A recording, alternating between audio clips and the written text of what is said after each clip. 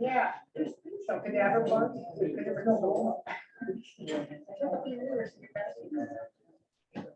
I know.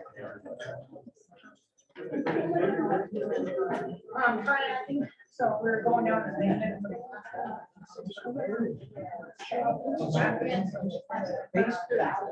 Just go down and see whether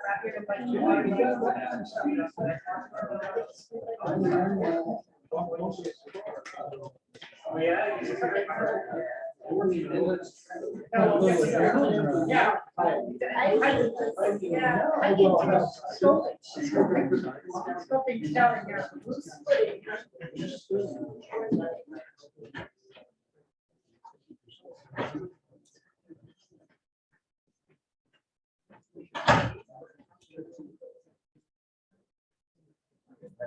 So we're fine.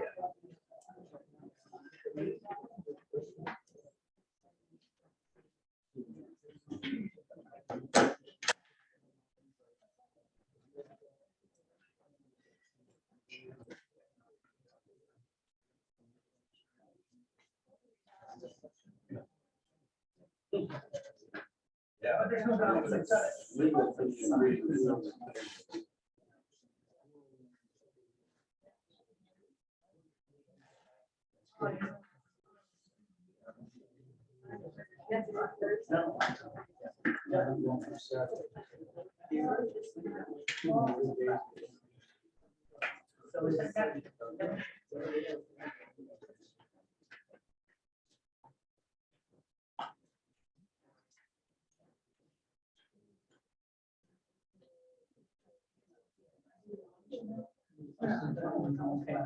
All right, it is 1 o'clock. This is our Flathead City Medical Health meeting, February 17th. I'd like to call for attendance. Ardis, Annie, Here. Dawn, Here. Jessica, Here. Pam, Here. Pete, Here. Rod, Here. Bonalise. Here. Approval of agenda. That would be for the February 17th. Today is, okay. So approve the agenda. I think the motion. I had one addition, if it's okay. I'd like to add on the committee reports a home health committee update as well. I'll second that. Okay. We have a motion to add home health to committee reports. Any discussion? Hearing none, all in favor? Aye. Opposed, same sign. Motion carries. What? Oh, so we also need to add environmental health committee and also behavioral health committee. So To the agenda. to So is the that a motion? agenda on this committee report. So I'll make a motion to add the additional 2 committee meetings that were held. Second. Okay, discussion. Hearing none, all in favor? Aye. Opposed, same sign, motion carries. Okay, so we're on to citizen comment. We've all received the written comments, so hopefully you've had time to look at those. Janelle, how many are online that want to comment? I'm not sure if because some of these are here, so I'm not sure which ones are in the building or on Zoom. Do we have a rough guess? There's 11 that signed up to speak 11 to sign up to speak online. on Zoom. Whether some are. Oh, maybe they're here. Yeah. Oh, okay. So we when you don't- go on to we don't- register, you go to register, it doesn't let you register to speak in person. You have to register to sign up. Oh, okay. So somebody might want to look at that. Yeah, we had a discussion. Did we decide there was anyone that could show up with that also? Yeah. Okay, so how many in the room would like to speak? So let's see, we got 1, 2, 3, 5, 6, 7, 8, 9, 10. So roughly 10 people. I guess I'm going to ask the board for consensus. We can allow up to 3 minutes or over that if we wish, but 3 minutes is kind of a standard, would the board be up to that? I suggest we Consensus, I'm just looking I suggest we limit it to 3 to minutes 3 minutes. per Okay. person. I agree. All right, so this is how it's gonna work. We're gonna do public comment. So I got, let's see, roughly 10 or 11. Possibly one online. So I'm just gonna kind of set a stage here. You know, we're here to listen. Please address the board when you're speaking. I'm not going to allow any yielding of time to someone else. You have 3 minutes individually, so each one of you will get your 3 minutes. I would ask that there's no profanity and that there are no personal attacks on individuals. I feel that's inappropriate. So I'm going to ask you to refrain from that, please. So with that, we'll get started. Now I'm going to use my watch. So if I'm not exactly perfect here, I'm using my watch, okay? So if you line up, May I make a comment? yes, When somebody puts out a voting record or something that someone's actually done, that's not a personal attack. no, I'm just talking personal attack. Right. Yeah. There So have been personal attack, when there speaks facts, that's. There have been several previously. There have been, okay. So, whoever'd like to start, it goes quicker if you just kind of line up there. And I'll start it when you get to the phone, microphone, and start talking, and give us your name and address and your problem. Hello, thank you, health board members. My name is Tom Millette. I live in Marion. I'll be very brief. I'm not going to rehash anything. I want to move on. And so moving on means you guys got a decision to make here in about, I don't know, sometime over the next couple of months. You're going to have a new health officer that you're going to be hiring, or at least recommending to the commissioners to hire. So I'll just give you a couple things that I think that you need to consider. I'd ask you to consider these things when you go to hire the new health officer.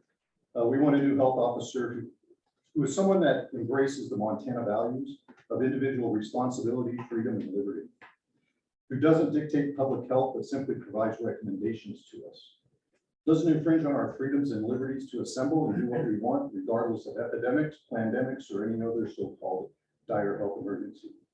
We are adults, we take responsibility for ourselves, and don't need elected and appointed officials to tell us what to do.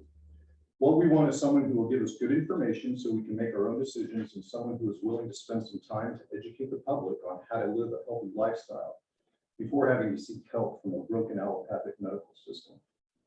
And that's all I have comments for. Thank you very much. Thank you. I'm Morley O'Neill, Kalispell.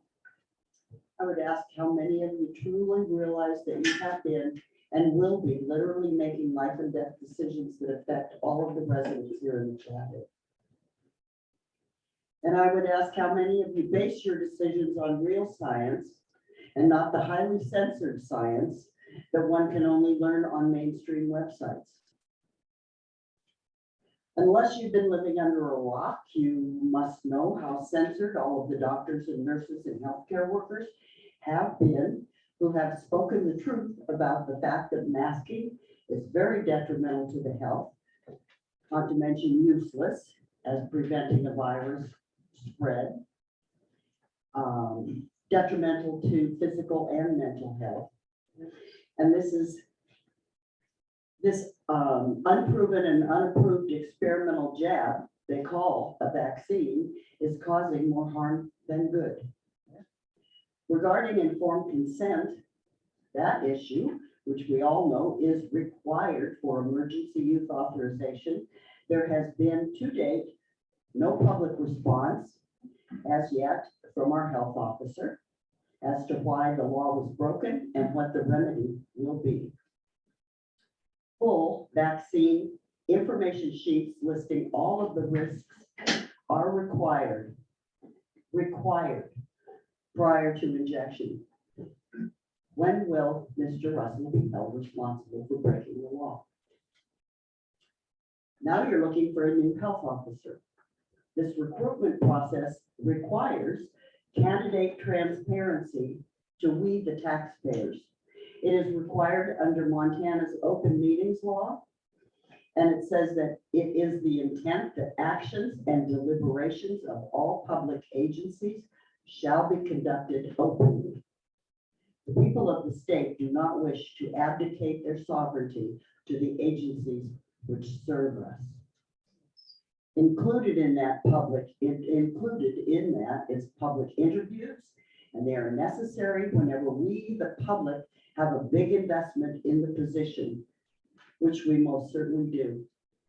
We have a big investment in this process. Again, these are life and death decisions that are in your hands. Thank you. Thank you. Okay. One more copy, please. We'll stop. My name is Gina Gosnell, and I live in Marion, Montana. And I want to make sure that any of the subcommittees that may be created as a branch off from the health board that create any actions that affect the public should be and are expected to be subject to public comment and input, and to be transparent in their agendas and voting made available to the public, and their meetings be available to the public to attend.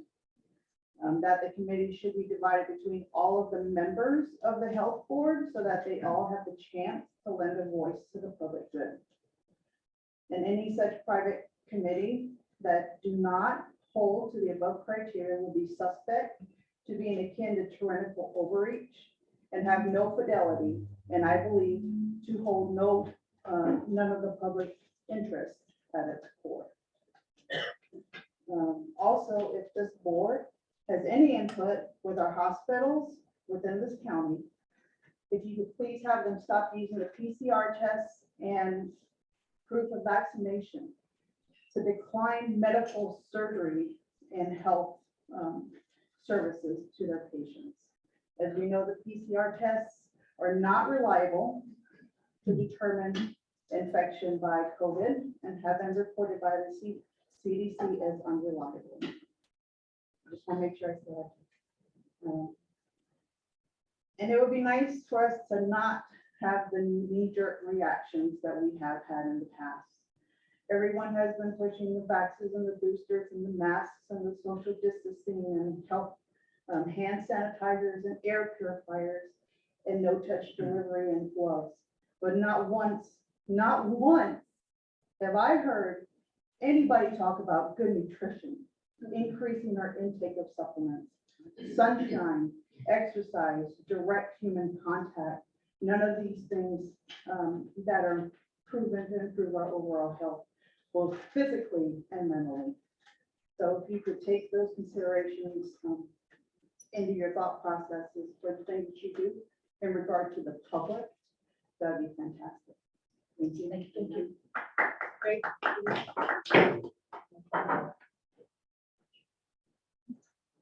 Hi, good afternoon. My name is Diana Southard. I am from Marion, Montana.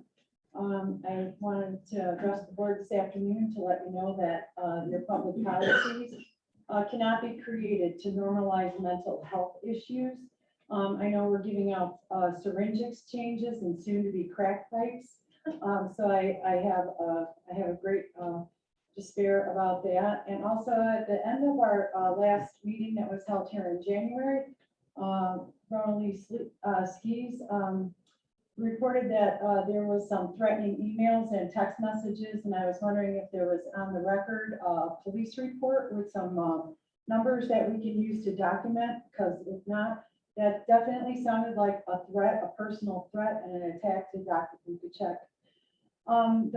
When I saw the chart that Joe Russell had put online regarding the new charting, it's just like a manipulation of a bunch of crazy numbers. Some of the information on there says fully vaxxed, and some of them say with a booster. So because that's such a fluent thing, we don't even know what that entails. And by the way, the FDA has been being paid billions of dollars by the pharmaceutical companies to approve these medications, which are for emergency use authorization. I also understand that there are mice and flies at Logan Health that needs to be addressed. A whistleblower just recently wrote a nice little op-ed regarding that. And I also wanted to address this page that I had filed today, and because I don't get any kind of receipt that says you actually received it, and it says that the appearances of a lawless quasi-health board in a time when corruption, monetary kickbacks, and misinformation has driven many law-abiding citizens to the brink of despair by would-be tyrants and their minions. Such oppressive actions by those chosen to represent we the people may be interpreted as an act of aggression and possibly even war of a spiritual, financial, or physical nature. There comes a time where equal justice under the law becomes not only an obligation of each citizen, but a duty to throw off such governing bodies. Seated as the head chair of the Flathead City County Board of Health, due to a questionable restructuring of this board several years ago, is Pam Holquist. She also enjoys serving the public as our chairman of the Flathead City Commissioners and has the appearance of double dipping and could be construed as a conflict of interest. Although Ms. Holmquist sits at the head of the Board of Health, it does not look as though she's actually in charge. There's a video evidence of the last meeting and of possible ex parte communications or a walking quorum or other illegal activities which give rise for concerns during an open meeting at the regular Board of Health meeting in January of 2022. Between her and another board member named Rosalie Skees. Wrap it up, please. All right, Ms. Skees was chosen by Pam Holquist at a recent commissioner meeting. And then it says that that there was, while Dr. Bukacek was asking the health officer about the Okay. consent forms, I can only give you 3 minutes, that's what I'm giving everyone. that during the open meeting, during the sunshine rules. come it should on, be sit down. Stop. Be fair. Passing secret notes amongst each other is visible on the YouTube video. Camera. And, I have to. and it has not been made part of the public If you record have as part of the sunshine rules. Thank you. It wasn't too sorry. Afternoon, health board members. With the recruitment of the health officer finally underway, candidate transparency to taxpayers is imperative, as well as required under the Open Meeting Act, which mentions public interviews when the public has a large stake in the position. Last year, people applied and no answer at all, and also the side subcommittee kept all candidates out of the public eye, as well as away from full public board by declining them all at subcommittee initial gate and interview processes. As a taxpayer, I expect accountability from the health board, county commissioners. As it is, we have a self-appointed personnel subcommittee with Holmquist, Skees, Malberg, and Barnhart, in addition to Holmquist also being a county commissioner. Holmquist wearing both hats by appointing health board members as county commissioner, then assigning her cronies to committee is an unacceptable conflict of interest. I cannot emphasize enough the importance of informed consent to honor parental rights and children's health. Mr. Russell has been grossly negligent in the vital area of informed consent. Full vaccine information sheets with risk outlined are actually required prior to injection. Russell can try to bypass the legal requirement due to experimental status in parens, his excuse endocrines.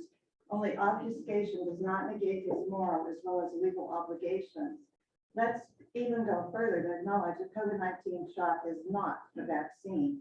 Instead, it's an experimental gene therapy with an operating system that even Pfizer and Moderna acknowledge.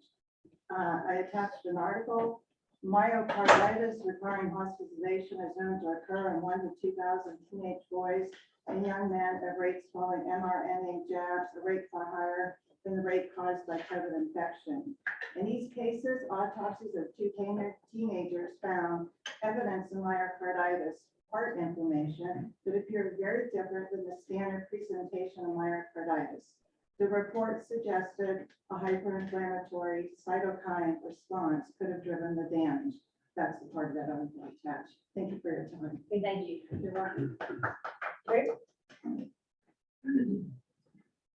My name's Devin Decker. I live in Kalispell. I tried emailing everybody on the board earlier today, but I got a notification saying that the email that was never received, but that's maybe something to look into. However, I'll just go into email. I just wanted to mention that the search for the health officer ought to be somebody local, at least in the county. Searching somewhere in Washington, we don't, share hardly any same values depending on where you're searching. At least if they're local, we can kind of look at their record more easily as members of the public. Secondly, as far as informed consent, obviously, you need informed consent, especially, in the future, we're gonna see some pushes to inoculate 5-year-olds and under, and there's no informed consent. That's totally ridiculous that people don't even know what they're putting into their children's bodies. Absolutely insane. And also, I just want to, since I got a couple more minutes than I did before, onto Joe Russell here. Just on the past record of the board and himself as well, with the whole COVID situation and the masking. I just want to explain why a lot of people are upset, including myself, with the performance that this board and Joe Russell has done with enforcing the mask mandates and not even fighting the governor on it. Because I believe as county officials, you could have. In my work, I'm a welder. Depending on the process of welding you're doing, it releases really toxic fumes. And due to the actions of the board and Joe Russell, my company that I work for was really empowered to either say, you're gonna wear this cloth mask in the process of welding, or you're gonna be fired. And then you say you stand for liberty. That's not liberty. That's not freedom. And just to explain what kind of fumes are released, one example is zinc, a heavy metal. And you're gonna make me wear a face mask, a cloth face mask, to weld and get that heavy metal trapped in that mask for 8 hours a day for 2 years. Okay, you have about 10 seconds left. Okay, well, let me just summarize then. Even though that has passed, my company still is emboldened with this stupid mask mandate. If you're sick, if you call in sick, regardless if you're COVID positive or not, when you come back to work, you must wear it for 5 days, even if you're COVID negative. Time's up. Thank That's you. ridiculous. Thank you. Thank you.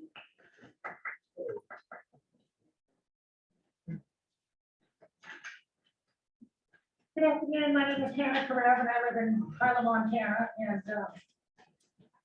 just on the whole COVID thing, I can honestly say that I've never been tested for COVID. I never will get tested. I was sick in 2020 early on. I had a fever of 104 degrees, and I took care of myself, and I was just fine. In fact, I was in Canada at the time. Never went and got tested, and like I said, the PCR tests are worthless. And I recommend that nobody else get tested. Nobody else in the room, go ahead and give them fake statistics and fake numbers to go ahead and prop up their statistics. So going back to the main reason I'm here, so on January 18th, 2022, I gave testimony here questioning the illegality of administering the experimental COVID viral vector gene therapies, otherwise known as vaccines, is what they're calling them now. And when they're doing that without proper consent. Now, when you go in and get an allergy shot, or any kind of dental procedure or anything else, you always have to sign a form for liability. And they want to make sure that you know that they want to make sure that you're aware of everything that they're aware of, and that might happen to you, especially if you go in for surgery, right? So they want to make sure that if you go under, you may not come back out, and nobody can sue them. So you're protecting them, you're protecting yourself, and then you're saying that you're well informed, you're well advised. Nobody in this room is informed, not one person. How can you give informed consent if you're not informed yourselves? You have no idea what the long-term outcomes of these inoculations can be, or what's going to happen down the road. As more and more time goes by, we're getting more information, but the response of the county health board, the response from Logan Health never changes. It never changes. We get more information, it's the same response. So that is insanity. And in fact, it's the definition of insanity. Not only that, it's flat out illegal. And I like it how on the left and everything else that the federal crimes are selective, right? It doesn't matter if a law enforcement officer or somebody else breaks a federal crime, because here in the state of Montana, we don't want to go ahead and investigate those if we can't, because we don't have authority to prosecute on a federal crime. Like lack of informed consent is a federal crime. Actually, it's breaking US Code 21-360 BBB-3, which requires healthcare professionals as well as individuals to whom the product is being administered be properly informed of the risks, benefits, legal status, and alternative treatments. Furthermore, there's some federal regulations, 16 CFR 1028-116. These are the general requirements for informed consent. Does anybody know that?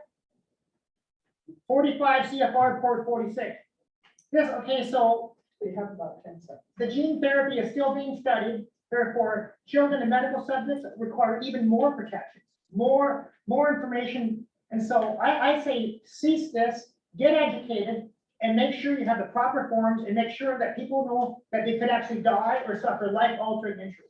Thank you very much. Thank you. Thank you.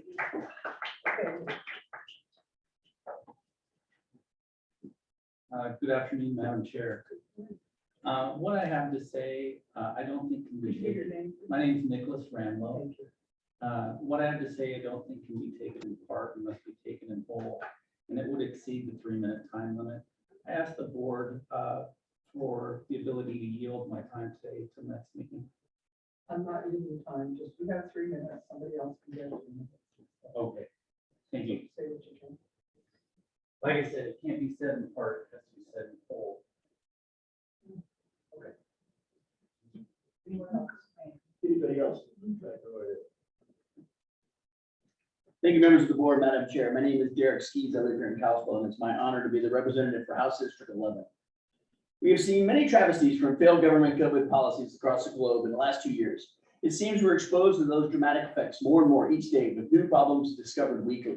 With studies now released that show cloth masks don't work, the lockdown was completely ineffective, so-called vaccine isn't really a vaccine at all, and lastly, the failed policy that we can stop the virus by quarantining the healthy. Many of us now share a rising anger with what we've had to endure. Many no longer trust the CDC, this White House, Congress, and the policies that push tyranny under the guise of for the public good. Truth is winning, as our faith tells us it always will.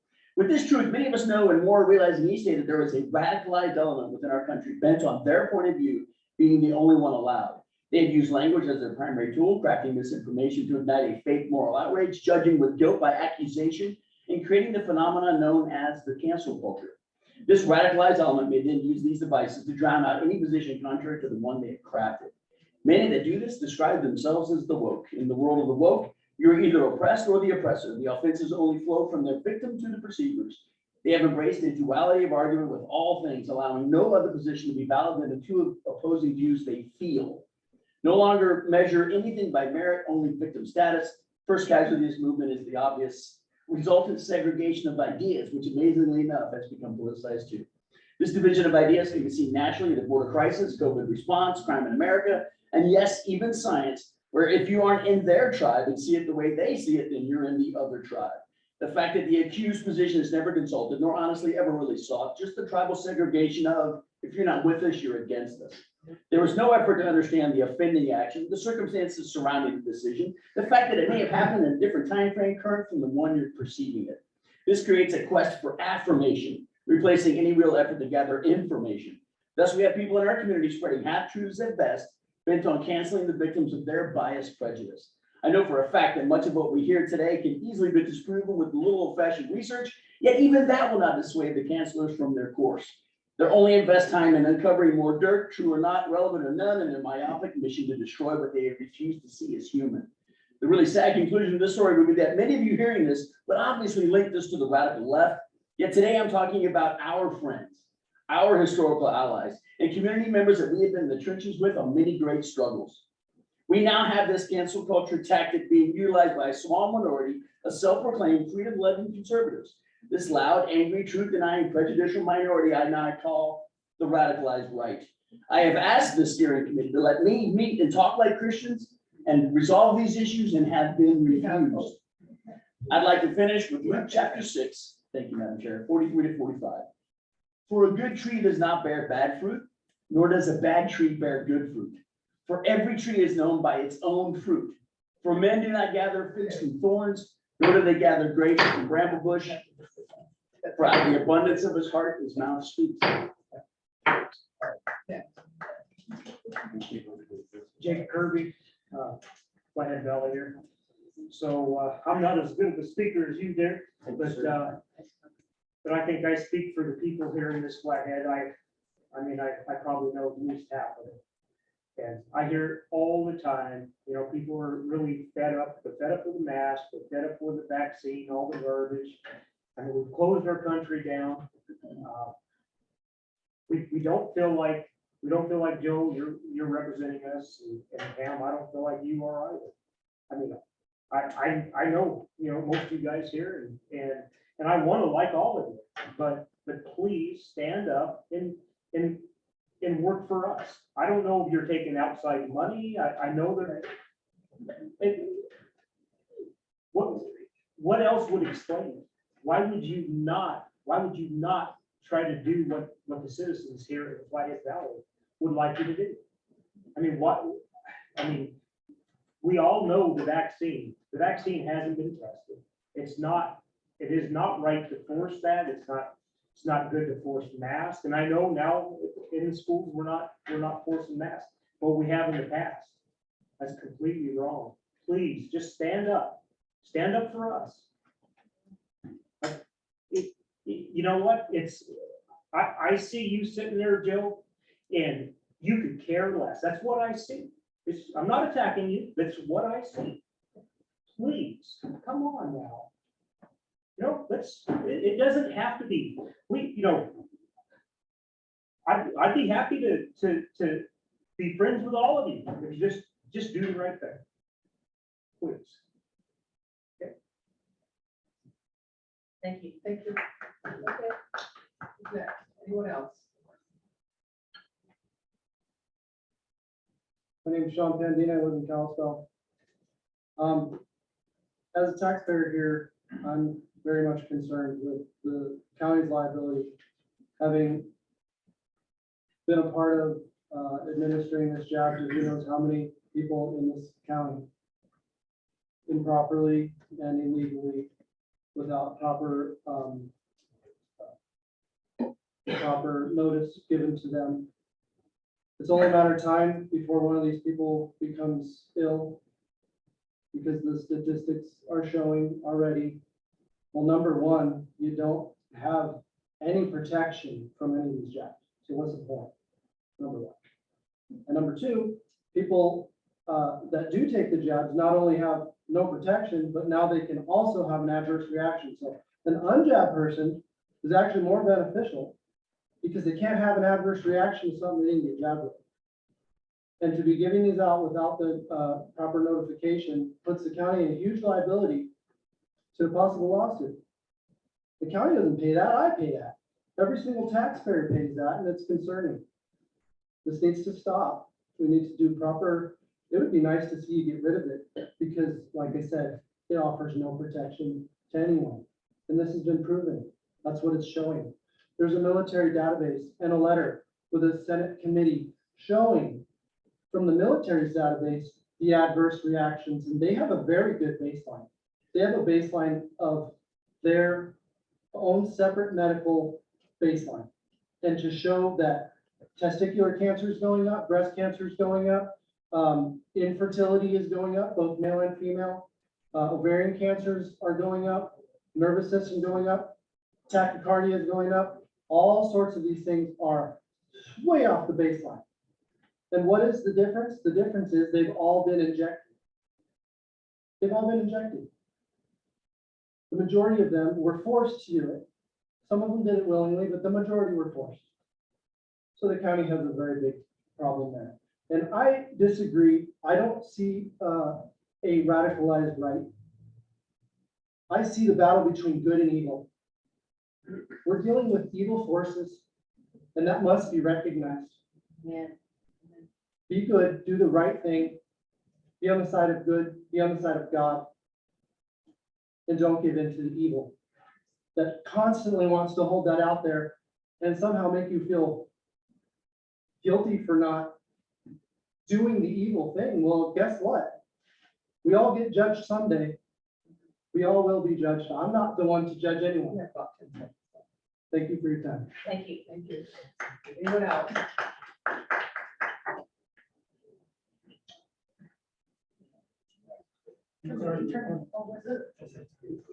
You know, it's not our timer, so I'm sanitizing.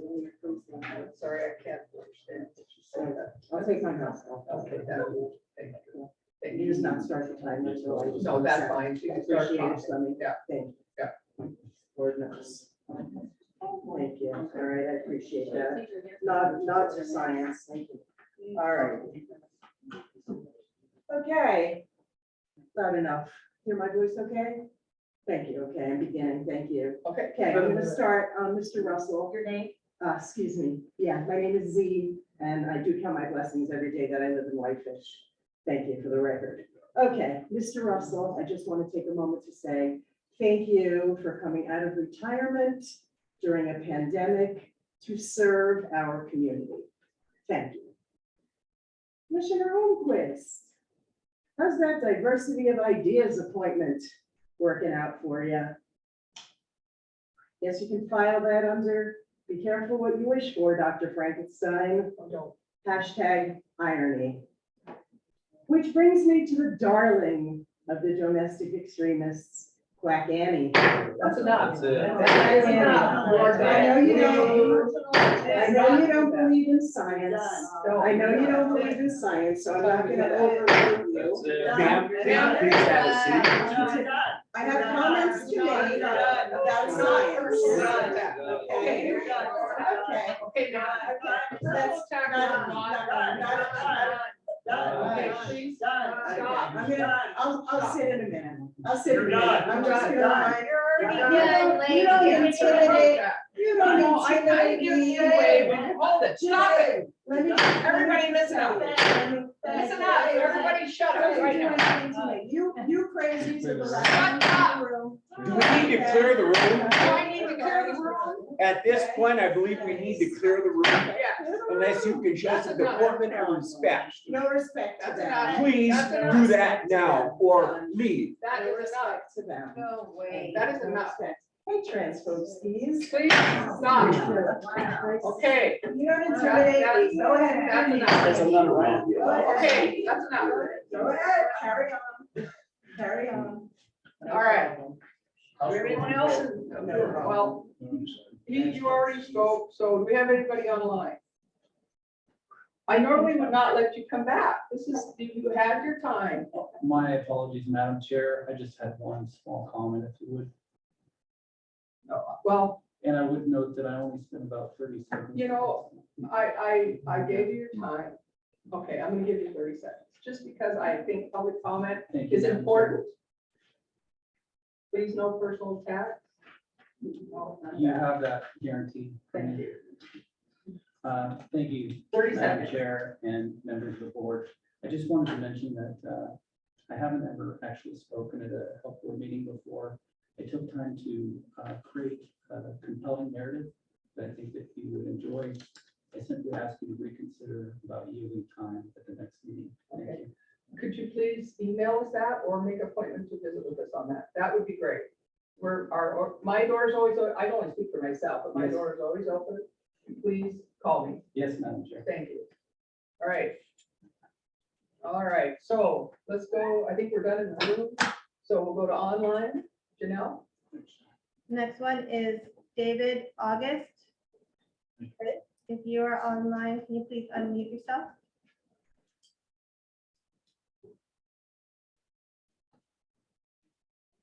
David? The next one is Jessica Kirkendall. If you're online, can you please unmute yourself?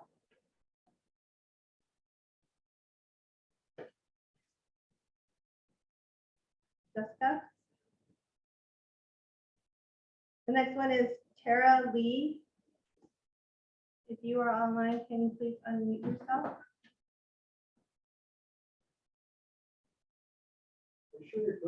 Yeah, Yeah, you sure it's working? There's no.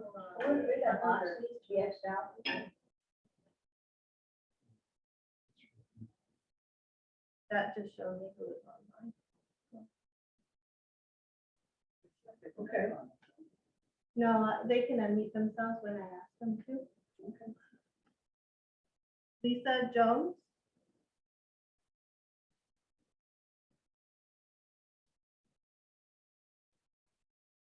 DJ Lopez,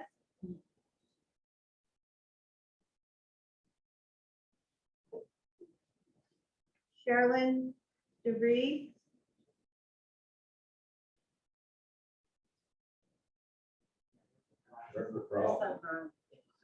and Rebecca Norton.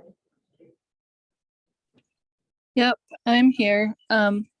First, I wanted to thank you all for your service. I'm sorry it's been so difficult with so much conflict, but I appreciate everything that you do, and just trying to keep us safe as we move through all of this. I especially wanted to thank you for the outreach clinic at the fairgrounds. I was able to pick up 2 test kits yesterday. And it's really nice that you're keeping the outreach available for everybody. I have 2 issues. One is at some point, I think we need a long COVID educational outreach to the providers within the community.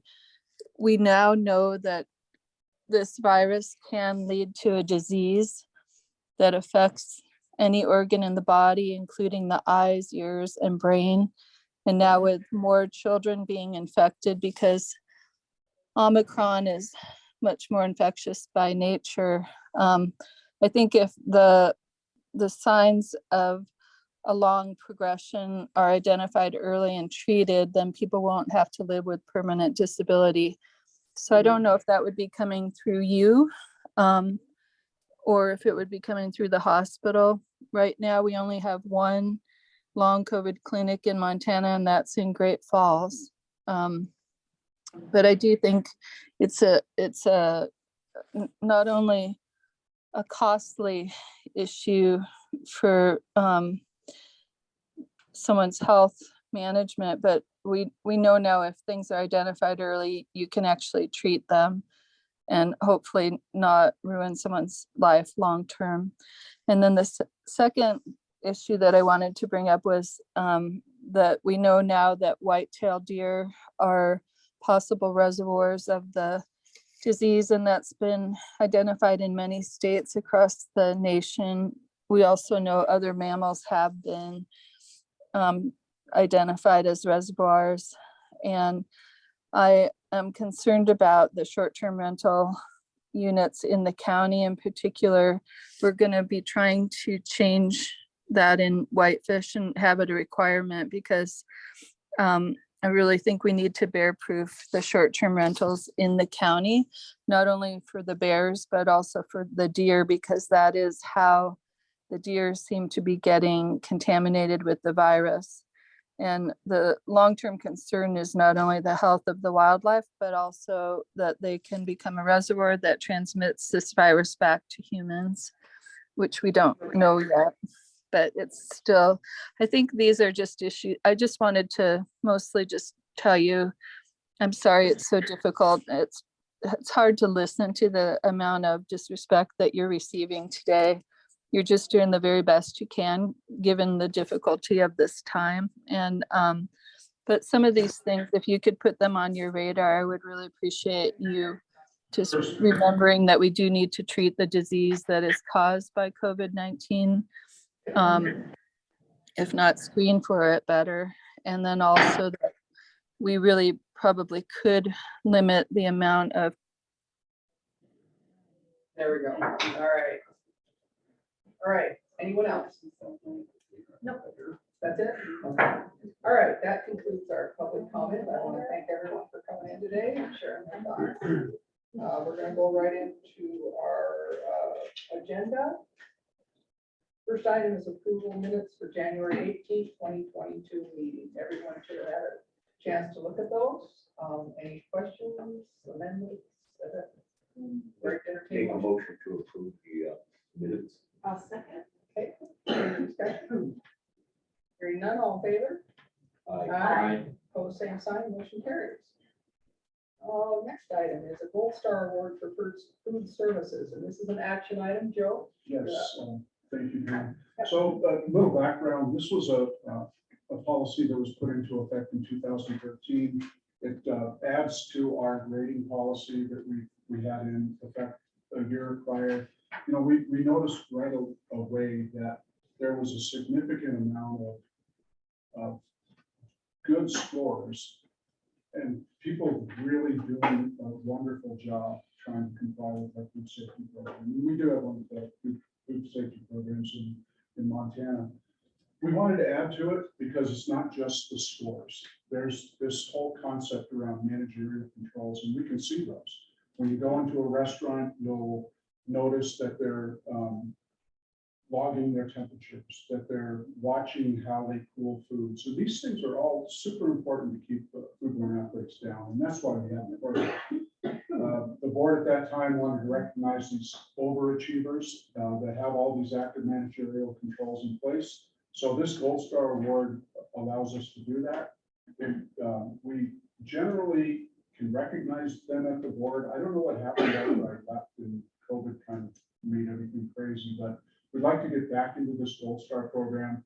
We'd like to start recognizing these overachieving retail food services for what they're doing, and they're protecting the public's health. So we'd like to do this. The changes are basically in the bulleted items. I think in my health officer's report did specify how those changes are made, but they're basically the scoring plus the active managerial controls puts you on this. They can be recognized. We can actually publish them in the newspaper. We should just show these overachieving retail foods. So this is our score, and this is what we would put on when you see the score. You'd also see the gold emblem. Okay. Board members, yes. Mr. Russell, so that is already, other than the Gold Star, that is already up, placed prominently in the window. So people walking into these restaurants can already see what the score has been. And one of my questions for you is, has there ever been a study that like an A- versus a B+, that there are more foodborne, is there more foodborne illness? Do you have data to show that? We do have FDA data, and I could supply this, showing how active managerial controls reduces the risk in food safety, reduces the risk in food service establishments. It's not just the score, it's making sure that they're doing the controls. There are many FDA studies that show that they reduce foodborne outbreaks when active managerial controls are in place. Is this a pretty significant decrease? It depends on what you consider significant. Is that? It goes by the P-score. I'd like to see the data. We can certainly send it to you. The other thing I just want to say is that, you know, people, when they walk in and they see a prominently placed, they see an A+, a B+, a C+. And people in this valley are smart, they can make their own choices. So I would vote no. Well, that's what we score for, right? And anyone who sees this can actually go online and review the inspection from the previous. So, you know, it really fits that we do this because, you know, it's a personal responsibility, right? People can make the decision if they're going to eat there or not. Most people will eat an A+ over a C. But the A+ is already posted prominently, so they already have that. The Gold Star is the only thing that's added, and it's going to add a little bit more bureaucracy potentially. Since 2013. I think it's great, the A+. I'm against the Gold Star. Added bureaucracy. Any other discussion? Madam Chair, one of the first things I did when I was appointed to this board was went out on restaurant inspections. And it is a valuable part of what the health board, the health community offers the broader community in knowing that we are paying attention to those things in the restaurants. I have a daughter who works in the hospitality industry and would say, man, those are strenuous, but boy, are they worth it. I appreciate that we as a county adopted this measure. What is before us is adopting the Gold Star Award, and that's recognizing the restaurants that have continued to go above and beyond. It's not just the restaurants, and you can, please let me know if I'm going in the right direction, but we also score any place that has communal dining. So that would be senior healthcare facilities with communal dining, schools with communal dining, hotels with communal dining. Thank Yeah, you. anything that's high risk environment. Okay, any other discussion? I have a question. Yes. How often do these establishments have to show their credibility to the A or the A+, whatever? And then can they lose it? Yeah, so they will lose it if they fall below B for the gold star, or they fall into the B category. So most of these are inspected twice a year. If they're inspected in the first quarter, they're usually inspected in the third quarter. We usually don't go month by month because people just kind of get ready for us. So we try to randomize a little bit. But so we're doing these at least twice a year. And if they fall below, certainly in the C category, they're going to end up seeing us even more. And we certainly would be having to do something. So the gold star will go on everybody with an A+. I mean, if you came in and test my restaurant, and I got an A+ on that one inspection. No, that's, you'll see the A+. The gold star means that they have continuously maintained that high score. And they have exact managerial controls in place. That we can't get from just one cross section.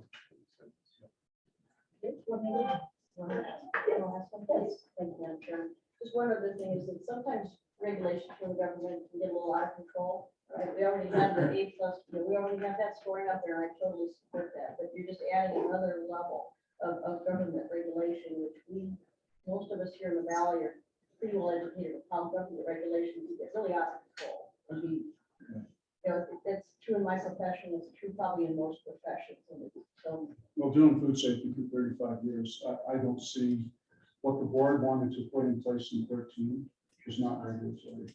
I think it's great. But they This is not a regulatory component to our program. This looks at how managers, they score well, which is another, that's not this. They score well, and then they demonstrate this high level of food safety through their actions, and we reward them for that. through their actions based on government regulations. So, Through their actions abiding by food safety rules. Okay, anything else? Anyone else? Yes, Rob. Yeah, I don't want to belabor this, but I think, number one, you're adding a gold star, you're not adding another layer of anything of what you're doing. You're already doing this, you're just putting a star on it. I know that anytime you're motivating people, everyone else wants to reach that higher standard. I don't see this as a bad thing. I don't see it as extra regulation. It's already part of something that's being done. It's just adding one. It's like getting a star on your paper, a sticker, on your hand. You get to participate.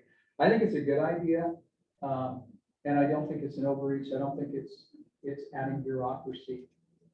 I appreciate all your concerns in that regard, because I hate bureaucracy. But this is something that's already going through. And I will say that I ask when I go to a restaurant, and it's a B+, I'll ask them. And it's amazing how many of that frontline staff knows exactly why they got that B+. I mean, it's a good program. I'm gonna call it a program, not a regulatory agency. It's a good program. It works.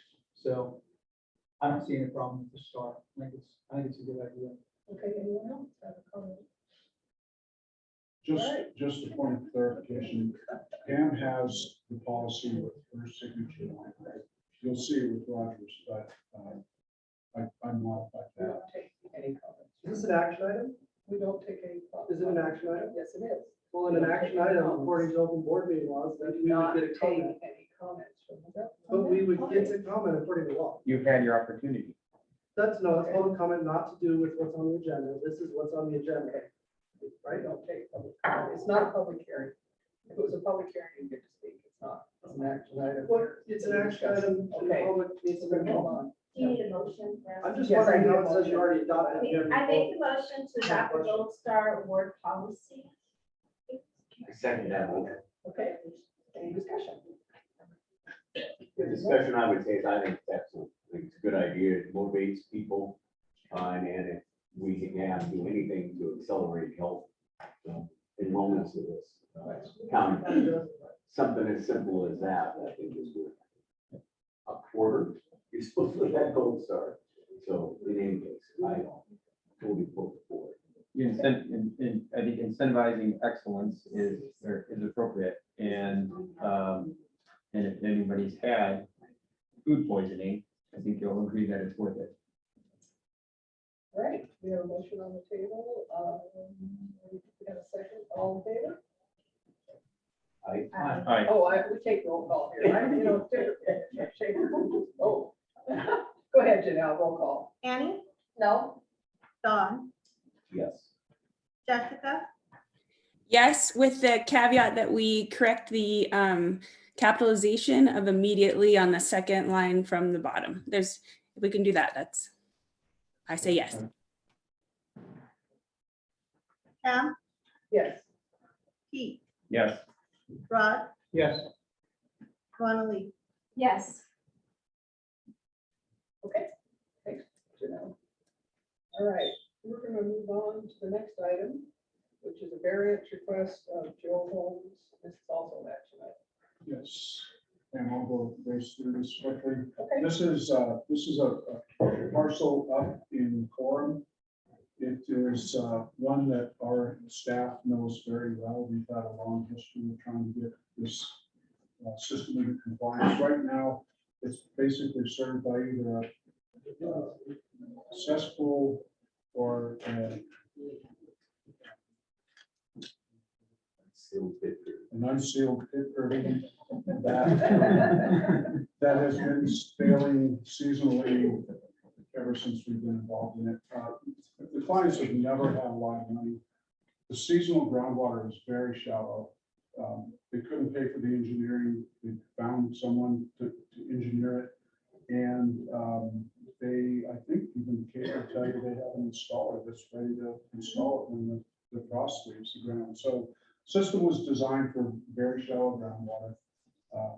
The rest is in your packet. It was published. I would like to see this thing, this variance granted, and get on doing the permit and get going this problem. Okay, so everyone, I assume, has had a chance to look at this. Is there any questions before we have a motion?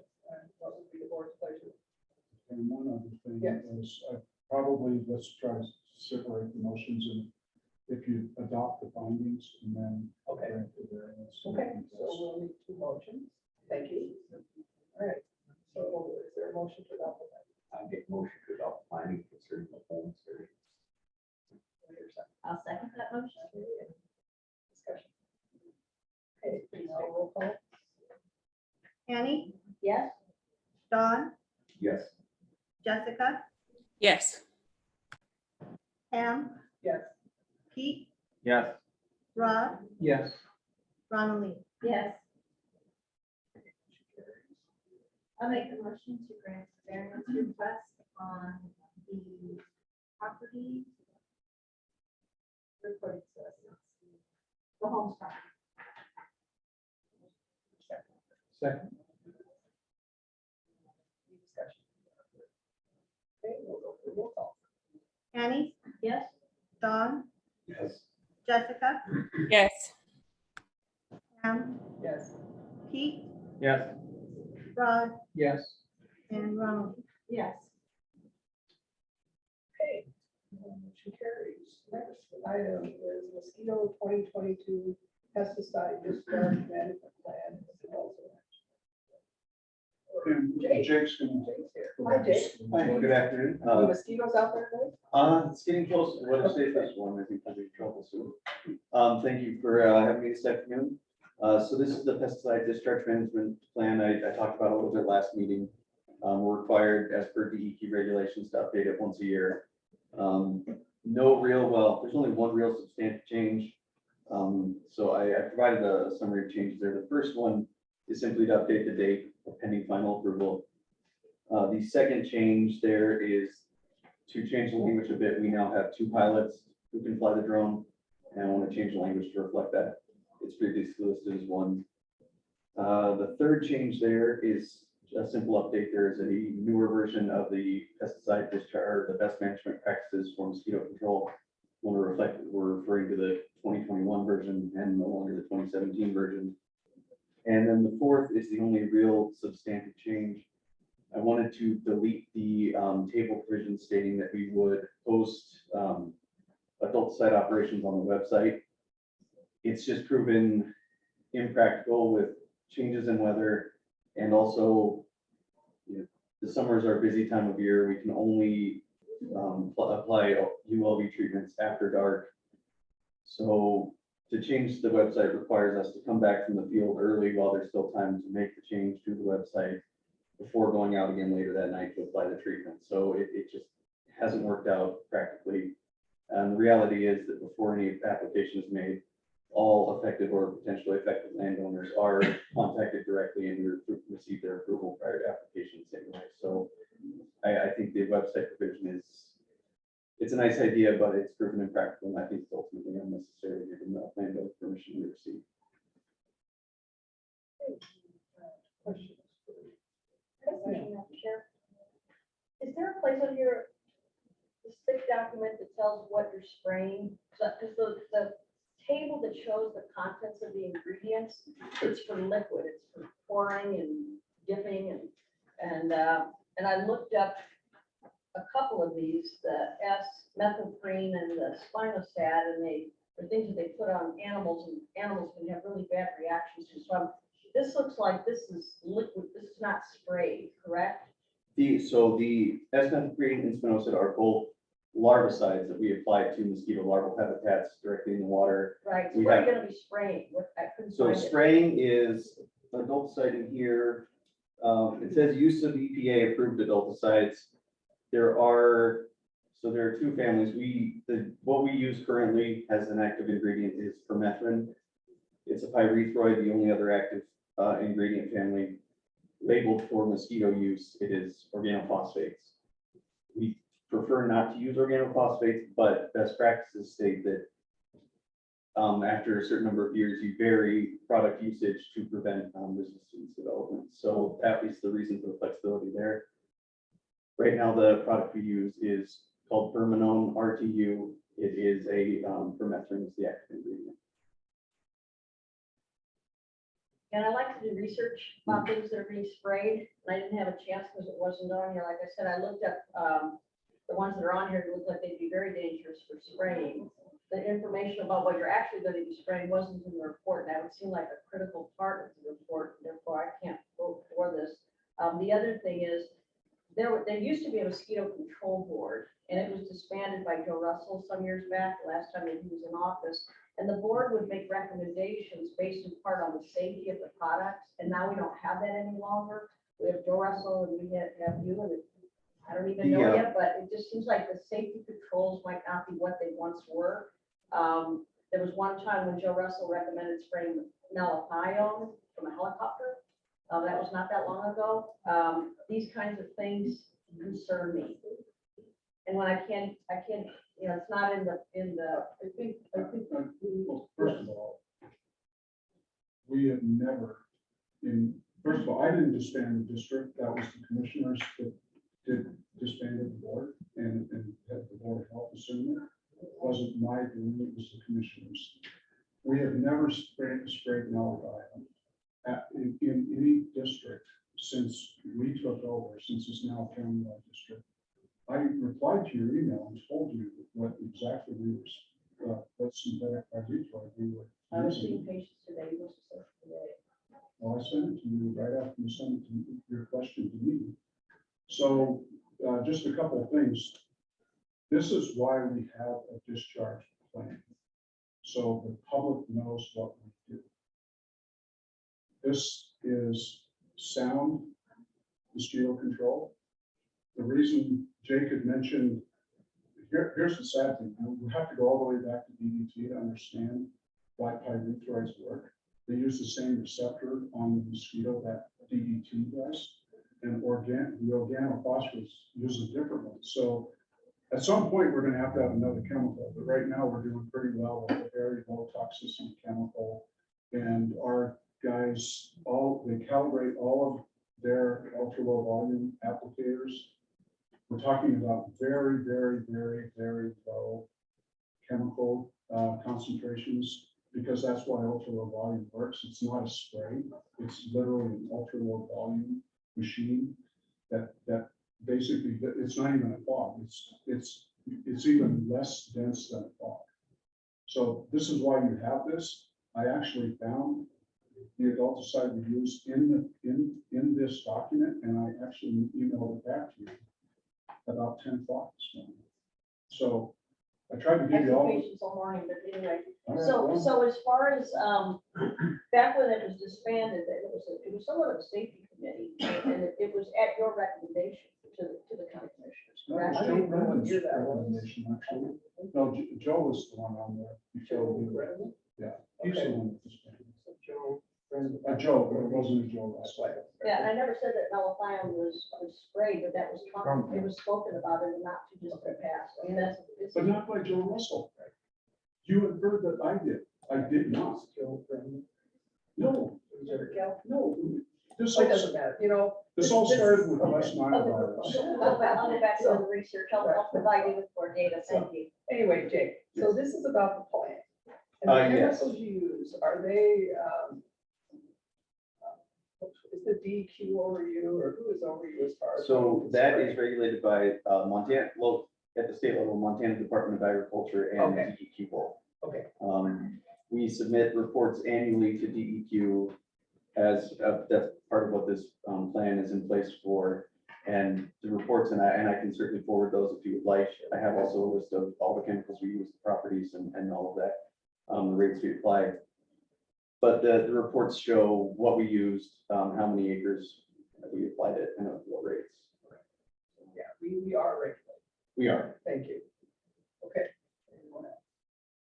I have one question. When you're directly dealing with the landowners, do you talk to adjacent landowners as well that may be affected by this? We do, for adult site treatments, obviously, they are, dependent upon drift a little bit.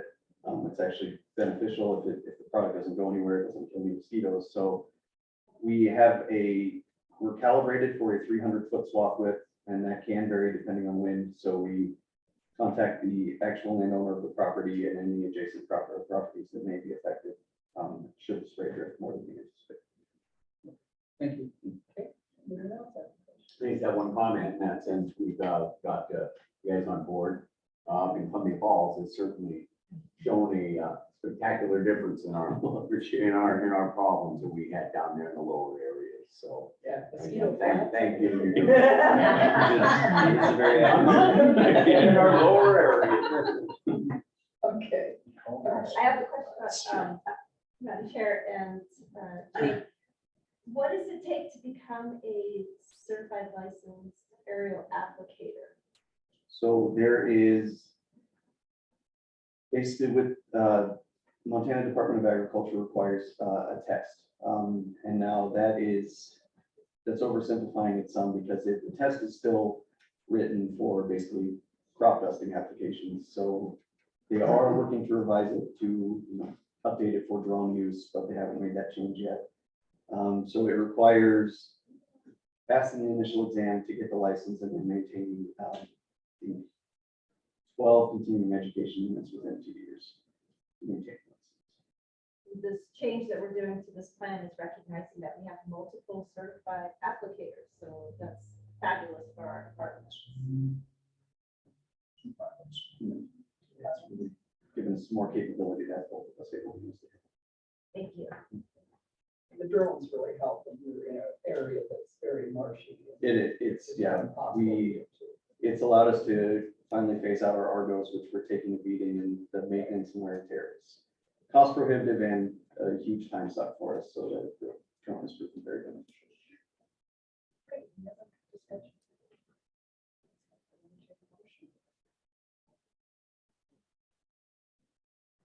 I'll make a motion that we accept the changes to the pesticide discharge management plan. Or adopt the changes made to the pesticide. Second. Okay, any further discussion? Okay, Janelle, roll call.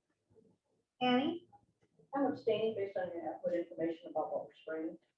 Dawn, Yes. Jessica, Yes. Pam, Yes. Pete, Yes. Rod, Yes. Ronaldine. Yes. All right, item 9, modifications of the FCRSTS, Flathead County regulations for sewage treatment solutions. Thank you for your time. Thank you. Thank you, Jake. Thank you. So I'm not able to screen share, so let me keep it, okay? I'm just gonna tell you just generally what we're doing. The main reason we're bringing this regulation forward at this time is our wastewater generation in single-family residence is not lining up with the Department of Environmental Quality. So, go down to about section 9, if you could. And so what our main thing is we, because of the subdivision act and people getting new subdivisions and wanting to line up and make sure wastewater generation is the same, we are aligning our per bedroom wastewater flows to the DEQs. And there should be.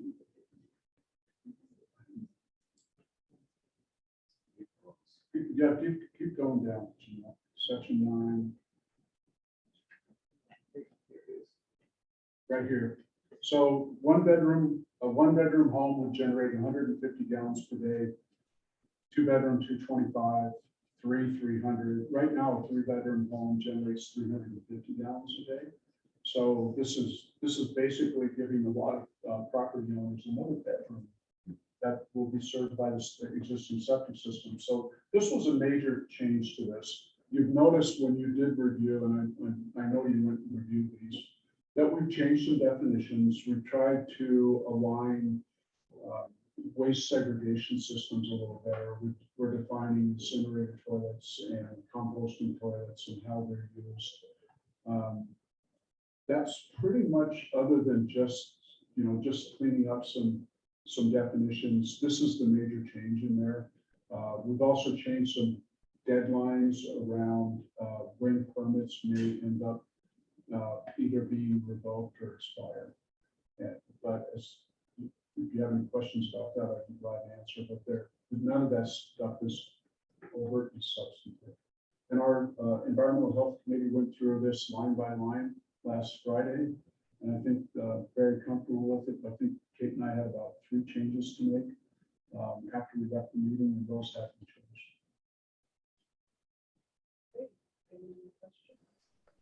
I had a question. Yes. Does this take into account how often the property is used, if the homeowner or leaser are there for the whole year or just a portion of it? That's a great question, and Jess, it comes up a lot.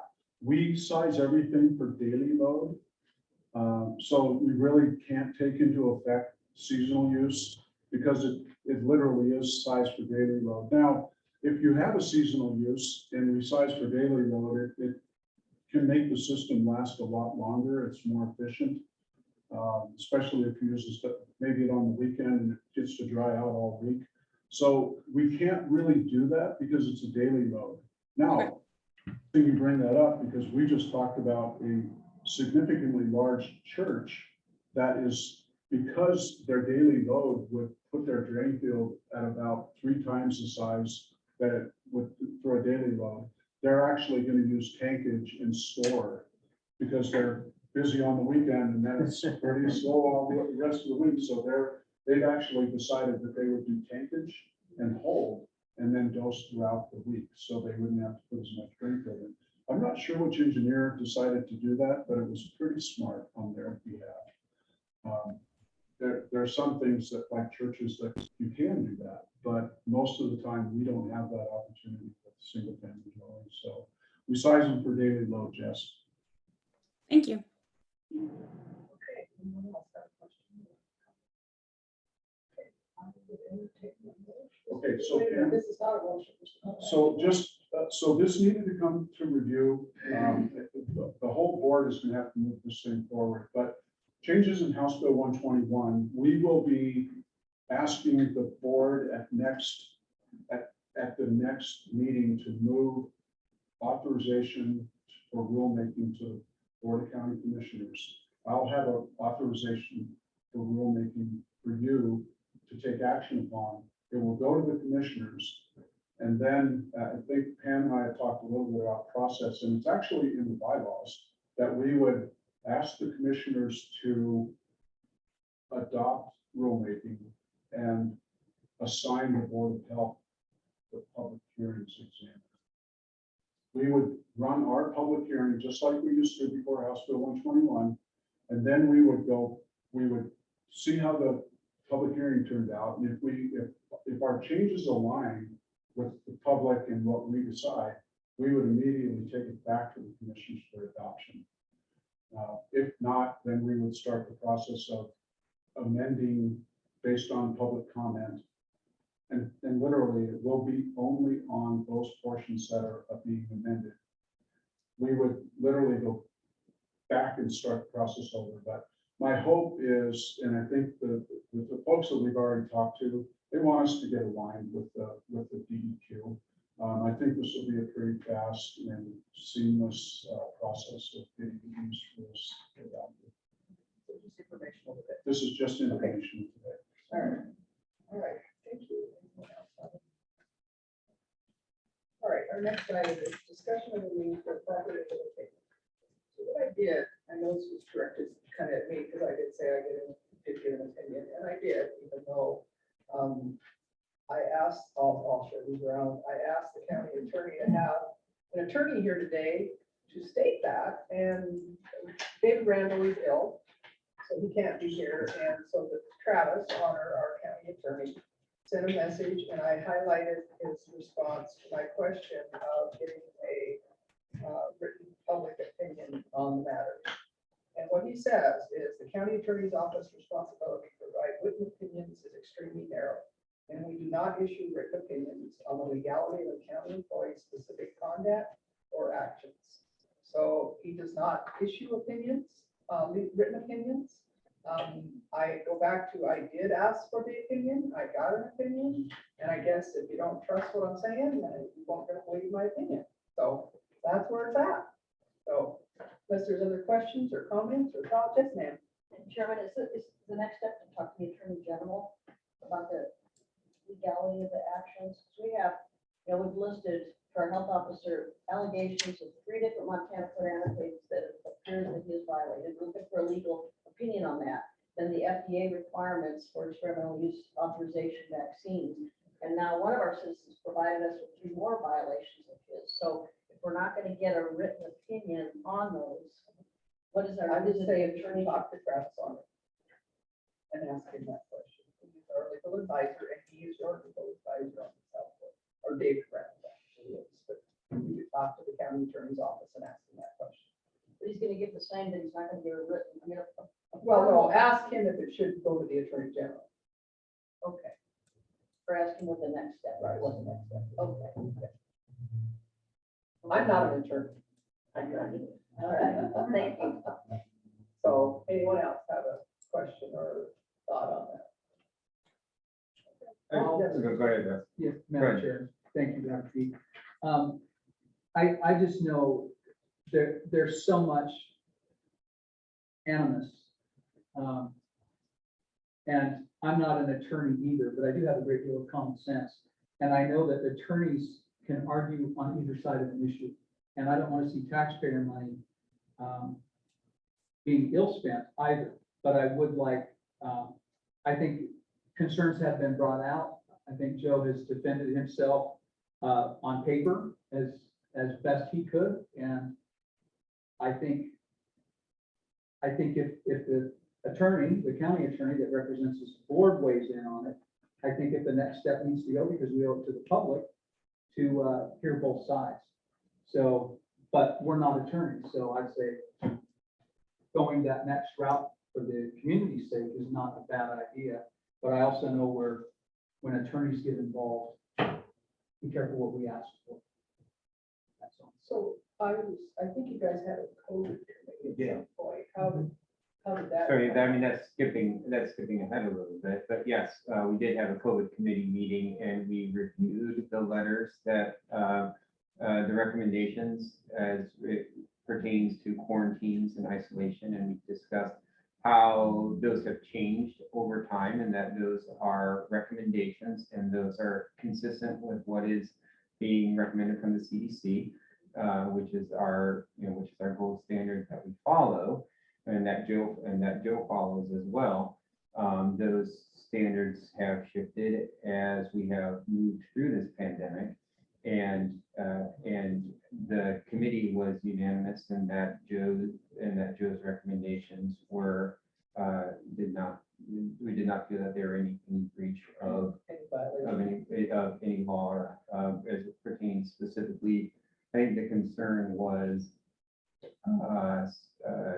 vaccinated versus unvaccinated people, and we didn't feel that there was any violation of that. So the COVID committee took it up and didn't feel it was fine. We didn't feel that there was any additional action that needed to be done. Oh, okay, okay. All right, other discussion? Yes, ma'am. So, Madam Chair, so that COVID committee does not have an attorney on it, and as Joe called himself a robot of the CDC, it seems like, so he didn't violate the CDC, but as we talked about the last meeting, maybe several meetings, when the CDC recommendations go against Montana code annotated, the law, it would seem like the law would be more important and that the CDC would not usurp our Montana law. So that's the issue. It's not your opinion based on what the CDC says, which is pretty much all I've heard from you. The laws. Those aren't So laws. I'm not an attorney either, but the law says that you cannot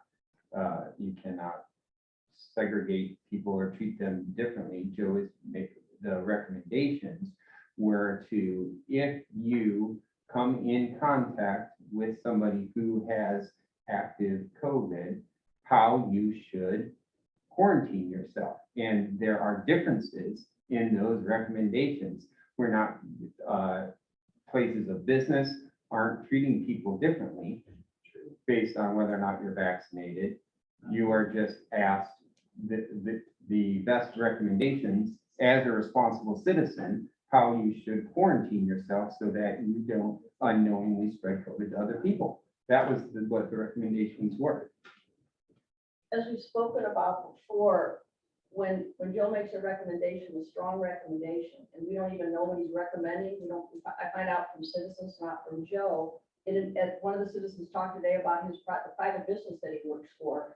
It emboldened them to make very strong recommendations. Same thing happened with our school district with masking these children. All the damage done from the masking, that came from Joe.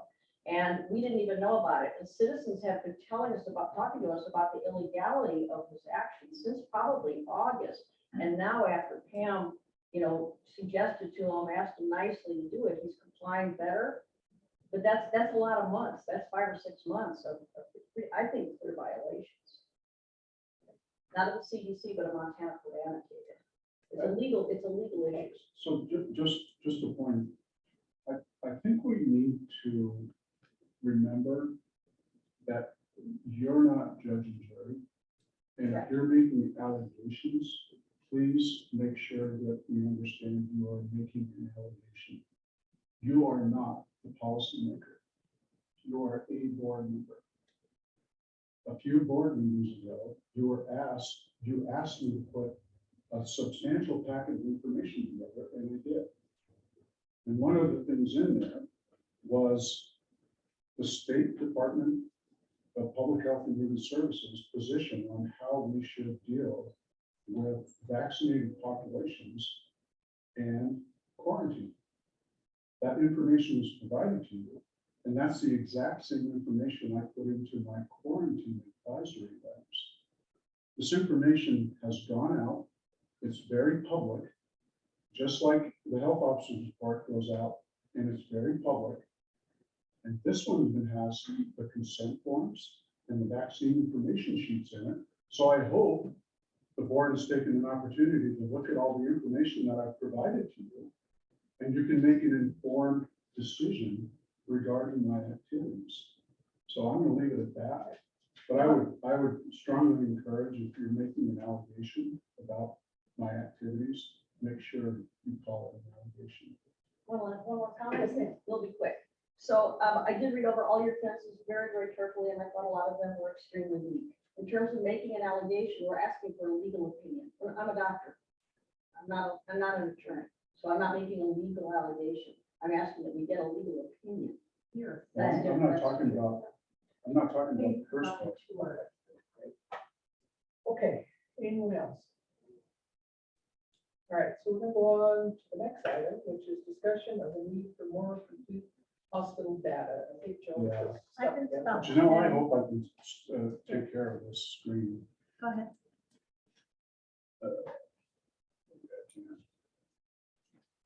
So a few days ago, I sent the board members some raw data. Rob picked it apart and sent me several emails, making sure he understood what was being provided. The raw data that I sent you is the last 5 columns of the Excel spreadsheets that we received from the hospital routinely, not always on a daily basis, but I went back from the start of the year and I took those last 5 columns and put them in an Excel spreadsheet. First of all, I made a table on there so you can see how everything broke down, and I sent you the raw data. From that raw data, I went and reconfigured how this data might be a little bit more easily kind of observed and reviewed. So first thing I did was hospital data by date. So this is literally the count in the hospital on that date of unvaccinated and vaccinated people. And you can go through there, and then the next, after the count, is ventilator status. So if they were on a ventilator, you will see how many were on a ventilator in that column. The next ones are level of care. They're in there, they're in intensive care, they're in intermediate care, or they're in a standard room. This is the data that we get, so this is the data that I'm using. A little bit on vaccinated versus unvaccinated, like any history and physical upon admit. This is the data that the patient gives the provider, the hospital. So we don't verify. If they say they're vaccinated, I don't know if they've had 1, 2, and a booster. I don't know. This is data, this is hospital data. It's the best I can do. A couple things, I'm going to just pop over to vent by status. If you look at this, that last column I put on here will give you an idea, once again, of the colors. That yellow, that orangish is always the unvaccinated cohort in the hospital. The blue is always the vaccinated. And if you go down through this information, you'll see that I can tell you, this is just census data on a daily basis. This isn't unduplicated patient counts. I didn't do that, but you can just tell from this that we have in this calendar year, we've had 2 vaccinated people on ventilators. All this calendar year, 2. That's all the data we received. And you can see that on the 26th of January, there were, of the 21 unvaccinated people in the hospital, 4 of them were on ventilators. Now, I want to make sure you understand that this is a regional hospital. And it's quite interesting that a lot of our folks, I don't want this to infer this to the Flathead community. A lot of the people that are ends up on ventilators, over half of them aren't Flathead County residents because they're very sick and they're being brought here for a higher level of care. I want you to be very clear. This is hospital data. This should tell you the surge, the challenge that the hospital has. But a lot of the folks that are in intensive care and on ventilators are not Flathead County residents. They're brought here for the care. So I'm not trying to infer anything about Flathead County. This is hospital data. So you can see that, you know, you see the unvaccinated folks have a higher rate of ventilator use, and that's not atypical. I'm gonna just jump to, I think I'm gonna jump to this level of care rate. None of this stuff graphs very easily, but I did produce a graph that I think is pretty important when you're looking at this. I was able to graph the level of care in vaccinated and unvaccinated, and I grouped intermediate and intensive care. And so the unvaccinated line is, once again, it's that orangish line. Their level of need around intensive and intermediate care is much higher than those that are vaccinated. And this graph is just one way of depicting that. So, you know, Andy, based on the information that we received, this is the best I could do with your request. To all intents and purposes, it appears based on the data, which is only put into cells, that people that are vaccinated have a better outcome. They're not on ventilators as much. They're not in intensive care as much. And the data speaks for itself. And I gave you the raw data, so you could literally go in and take a good stab at it yourself. And that data was just cut and pasted. That's all it was. So, you know, we've always had this amazingly misinformation from the vets. But if you go back to when the vaccine first rolled out, they didn't say that we were going to see a reduction in cases. They said we were going to see a reduction in the severity of illness. I still think the vaccine is working to do that. There's one other thing I want you to know, because if you look at this and observe, you are at one time, and I didn't graph this, but if you just looked at the tables, you observe at one time there was breakthrough cases of 50%. Really high amount of vaccinated people in the hospital with COVID, right? At the same time, we were seeing breakthrough cases of 50% in the hospitals. We had a community breakthrough rate of 37%. Now, I would tell you from an epidemiologic perspective that that's an underreported breakthrough, right? Because people don't get sick, they don't test, they don't get into our system, we don't see them. So the breakthrough cases were probably higher in the community, but at the same time, we saw 37% in the community. We were seeing 50% in the hospitals. But if you're sick, that's sick, you're going to go to the hospital, right? And so this is how the data works. So when I see a community breakthrough rate of 37 and a hospital rate of 50, I'm not alarmed. It's because the community breakthrough cases is certainly going to be. And that's the best I could do with the information that I received. And you know, I gave you the raw data.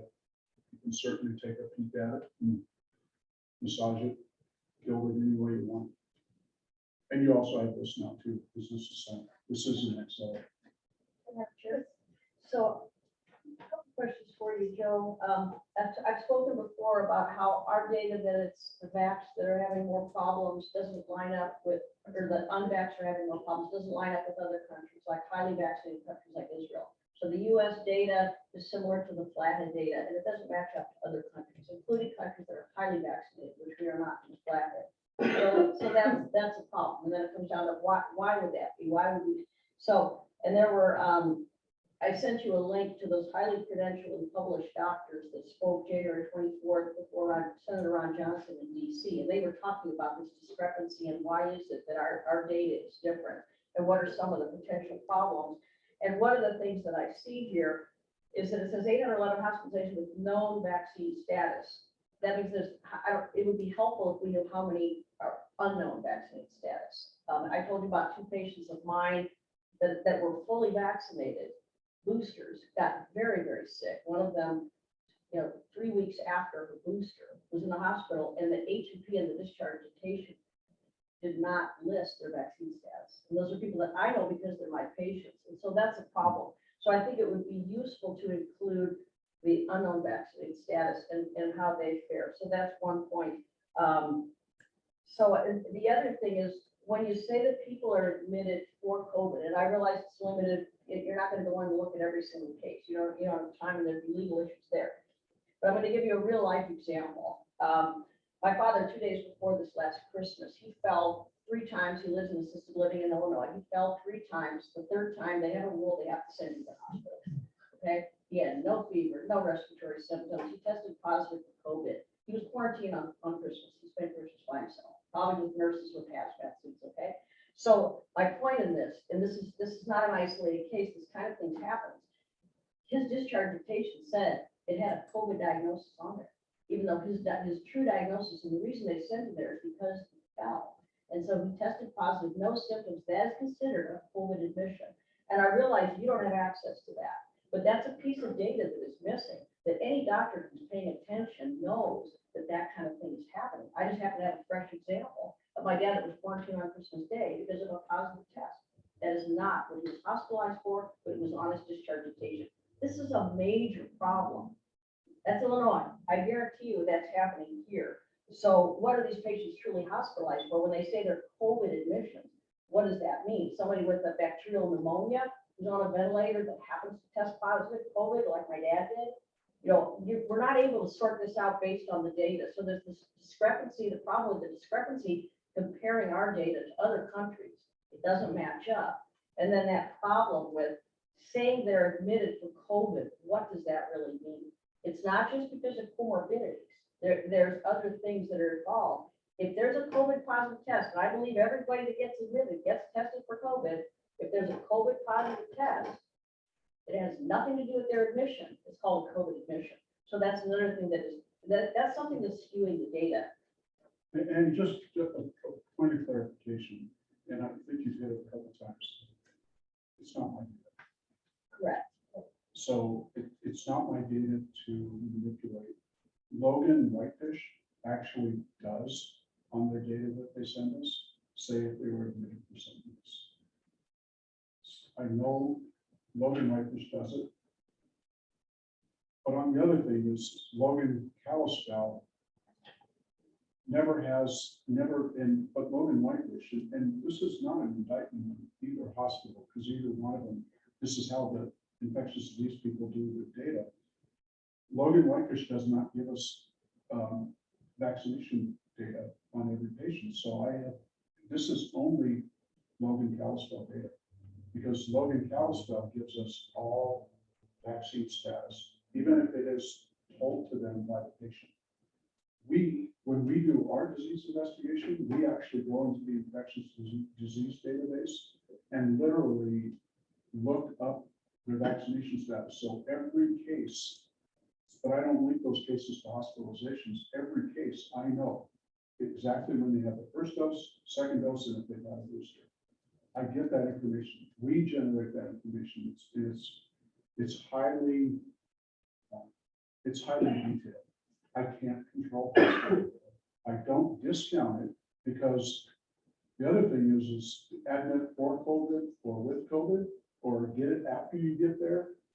You would believe that if you get enough data, it will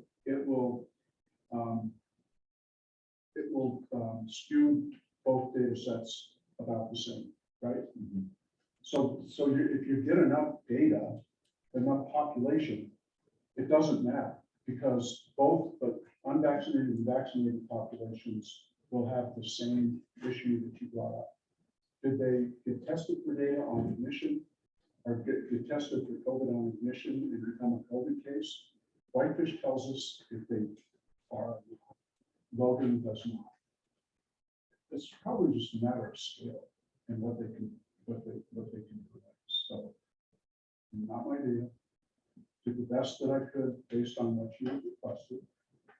And I think it does tell you a little bit that the severity of disease in vaccinated populations seems to be, in this small window, seems to show that they have less severe disease. And I can't tell you about other countries. If we line up with, Flathead County lines up with Montana, which lines up with the United States, then who am I to say what our data is from?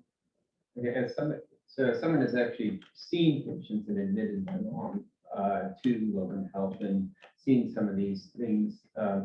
You don't, when you're admitting the patient, you're admitting them for their diagnoses. But yes, everybody who's coming in is getting a COVID test because it's not only for that patient, but it's the safety of the other patients around them. If you do not test COVID positive, if you're COVID positive, but you're over on the floor that has that is not doing the same droplet precautions and things like that for isolating that, then you could potentially spread to the staff and to potentially other patients. So yes, everybody who's coming in is getting a COVID test, and that makes sense.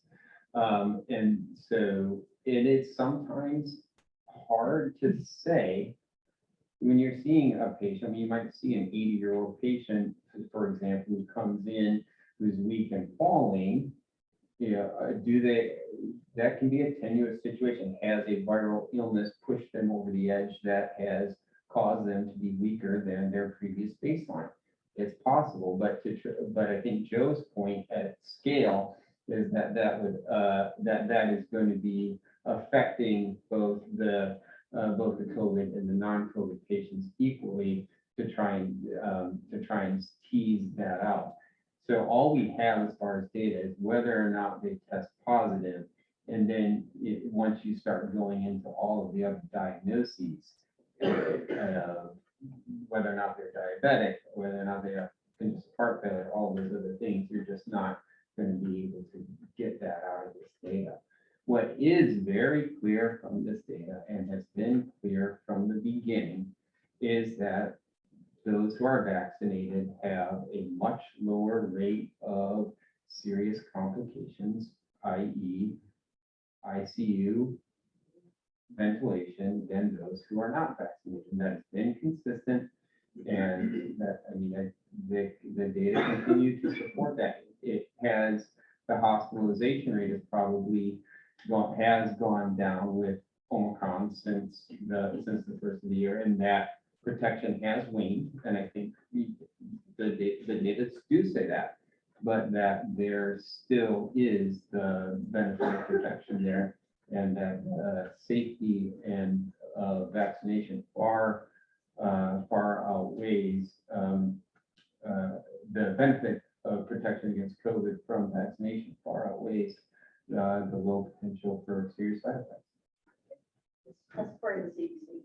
Anyway, I spent And the medical experts. I spent years doing peer review for charts, so I know that to look at this and really get good data out of 811 hospitalizations would be probably a year out of your life. So I totally understand why you don't have good data, but I think because you know we don't have good data, that it's important to be humble when you present your findings.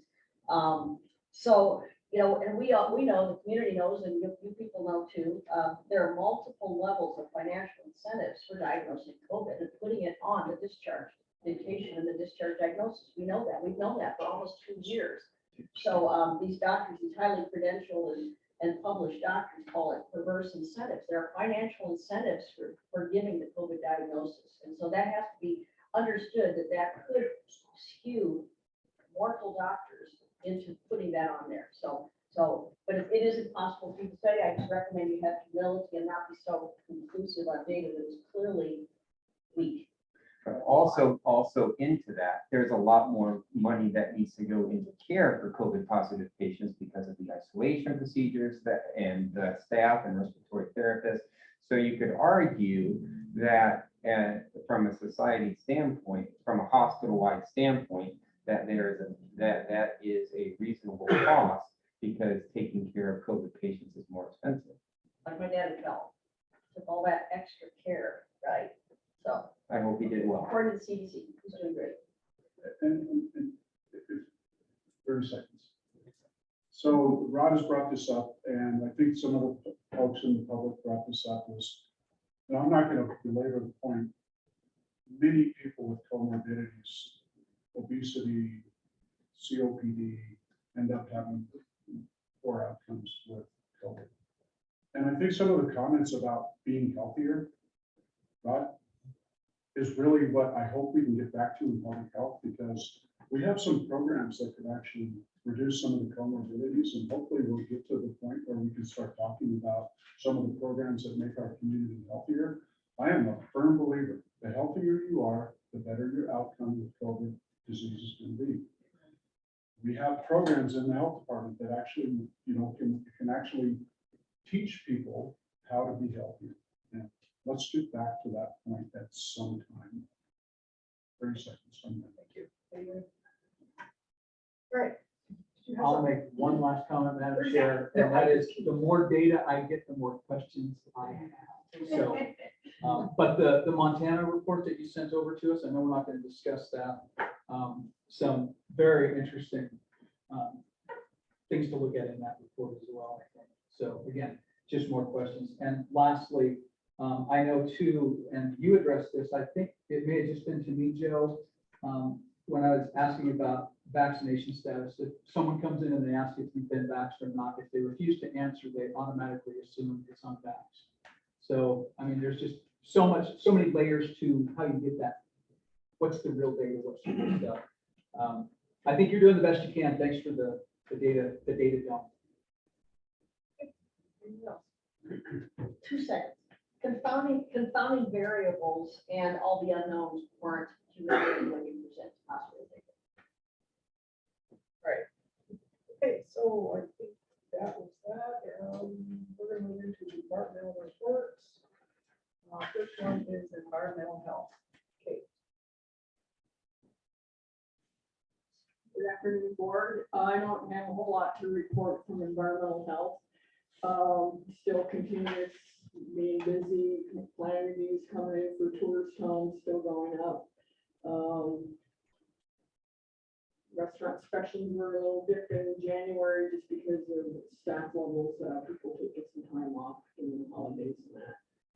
So they're back at it. Some more events are starting to come on. You'll see the Cabin Fever Days, we were at that event. The Whitefish Winter Carnival, we were there. This weekend, we've got the ski joring, we're there. So now that the events are starting up, we make our presence and do inspections of these food facilities. So we're starting to get a little bit more uptick in septic applications coming in with due to the weather. You know, it's so cold, so I'm kind of hoping for that cold next week and maybe that'll slow down for a little bit for us. Now we can go ahead and move on to. This shows our scores from the last January with the restaurant scores. And then at the last page, the Board of Health wanted to, our Environmental Health Committee, Janelle, the next one, asked about kind of a breakdown of graded inspections from 2019 and 2021. We didn't have 2020 in there just because it was an unusual year during the outbreak that was occurring.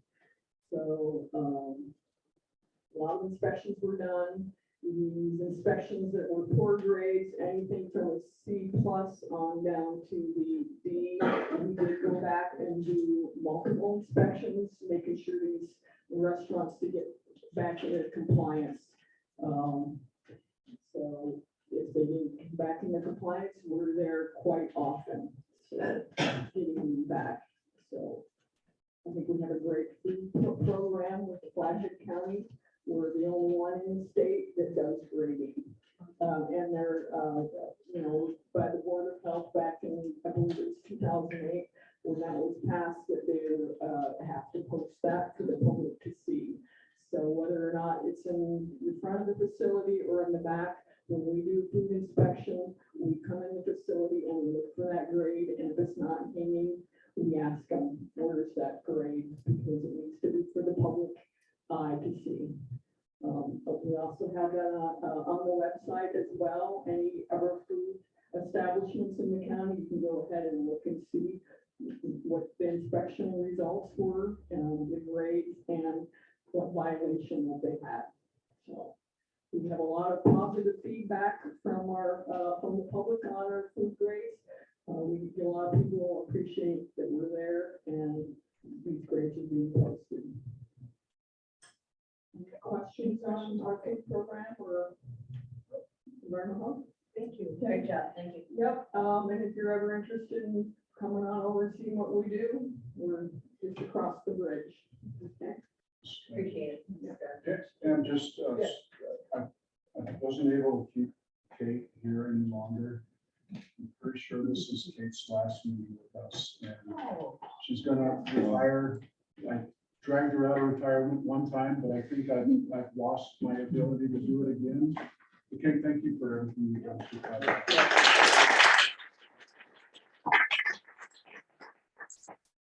All right, so we'll go right into community now. Yeah, Jillian Bowles reporting for community health. Okay. Hey everyone, yes, my name is Jillian Bull and I'm a nurse downstairs in community health. And I'm speaking on behalf of Keelani since she's out of the office on vacation. I mainly work in immunization, so if you have any questions regarding for home visiting or WIC, I do my best to answer them, but I will get them to their specific person. Just some program updates downstairs. We've been working with the state and collaborating on quality improvement project as a team, specifically focusing on reminder recall practices. When we see a client in for an appointment and they need a follow-up, making sure that they're, scheduling before they leave. And kind of updating with modern, using like text message media as well. Another program I wanted to highlight that we do downstairs that maybe some of you don't know or may not be familiar with is our travel clinic. A year ago, we had no appointments, and now we are offering several a week. We collaborate with a nurse practitioner upstairs in family planning that allows us to follow her standing orders to do education and consult for international travel, along with and then administering immunizations such as yellow fever required shots for that international travel. And then we can prescribe any anti-malaria medications under her as well. And so now we're starting to offer more of those for the international travel. So those are kind of some areas we've been focusing on. And so when we come and meet you guys, I haven't come up here yet. Can I answer any questions? May I ask a question? I don't know if you would be able to address this or maybe Joe should, but it's regarding the WIC program. Before on there, we used to see Columbia Falls, and for a period of time they were down to 0, and now Columbia Falls has been taken off the list. And last time I inquired about it, they said that they were just looking for a new location. So if we kind of touch on why Columbia Falls doesn't have a location for the WIC program? So there's been some programmatic changes on how we deliver services, and most of our WIC consultations are still being done on Zoom. The state has decided to stay in that format for a while. So, Jess, we can look into a little bit more of that. I actually don't know if we'll ever reestablish the Columbia Falls Clinic. Sorry, Don.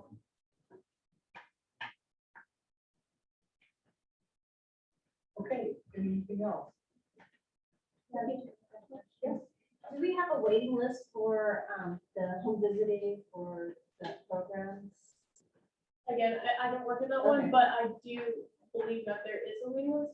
However, they did just hire about 2 new social workers, so that is really exciting for that program, so they can tackle that list. That's exciting. Brand new staff. One started yesterday or the day Yes. before. We're starting to get staffed up. There is something going on with our funding for this program. We're probably going, even at our budgetary full staff, we're going to be 2 full-time equivalents short. So we're trying, I think this is going to end up in Mark Blaisdell's community, and we're going to see if we can talk to him about getting some of the funding that we lost based on some Department of Public Health and Human Services miss. Thank you. Okay, thank you. Thank you very much. Thank you. All right, next one is family planning. Hey folks, I'm Mandy Fleming. I'm the manager of family planning and HIV prevention services. So for the month of January, we had a stellar month. We saw 74 more folks than we do on average. We hired a new part-time nurse practitioner in November, and we've been amping her up to see a full load. And starting in January, she started seeing a full visit load. So we're hoping to maintain around 250, if not more, now that the holidays are over, now that we're fully staffed. Outreach and education, we also had a busy month in January. This is the time that we go to the majorities of high schools and talk about HIV prevention, STD prevention, and pregnancy prevention. So we are in Whitefish High School, Glacier, and Flathead, and our outreach workers saw over 700 students providing that education. Other updates, we just started doing online scheduling about 3 weeks ago, so folks can just jump on our website and schedule an appointment for their family planning needs right on their phone or computer. And we've seen that with very little advertising really take off. I think in the first 3 weeks, we had 25 appointments made. So we're going to start advertising that next month now that we see that there aren't many hiccups going on, and we're hoping to really reduce barriers so folks don't have to call and make an appointment if they don't want to. We also started, Shauna, one of our HIV prevention specialists, started providing services at the warming shelter. So on Tuesday mornings, she's been going to the warming shelter and providing free HIV and hepatitis C testing and some harm reduction supplies. And we've really seen those barriers getting reduced for those folks, and also providing some referrals to some of our community agencies that they may not have known about. So we're going to continue those services until they close for the summer, and then hopefully amp services back up when they open back up when it gets cold. Any questions? All right, thank you. Thank you. Thank you. Thank you. Finance. Good afternoon. This is the finance report for January, and 1.4 million is where our cash balance was in January, same as it was about last year at this time. Again, steady accounts receivable at the end of January, 110,000, up a little bit from 105 in December. The same stats for immunization, environmental health doing well. Immunization starting to pick up a little bit, but down from a year ago. We have a couple capital improvement items. Home health, cash balance, negative 134,000, but check this morning, looking much better, down only 99, so making an improvement there, looking good. Total cash and net accounts receivable balance, 157,000, lower than previous month, but with that extra cash that came in this morning, that's been bumped up a little bit. So that's it in a nutshell. Any questions? All right, thank you.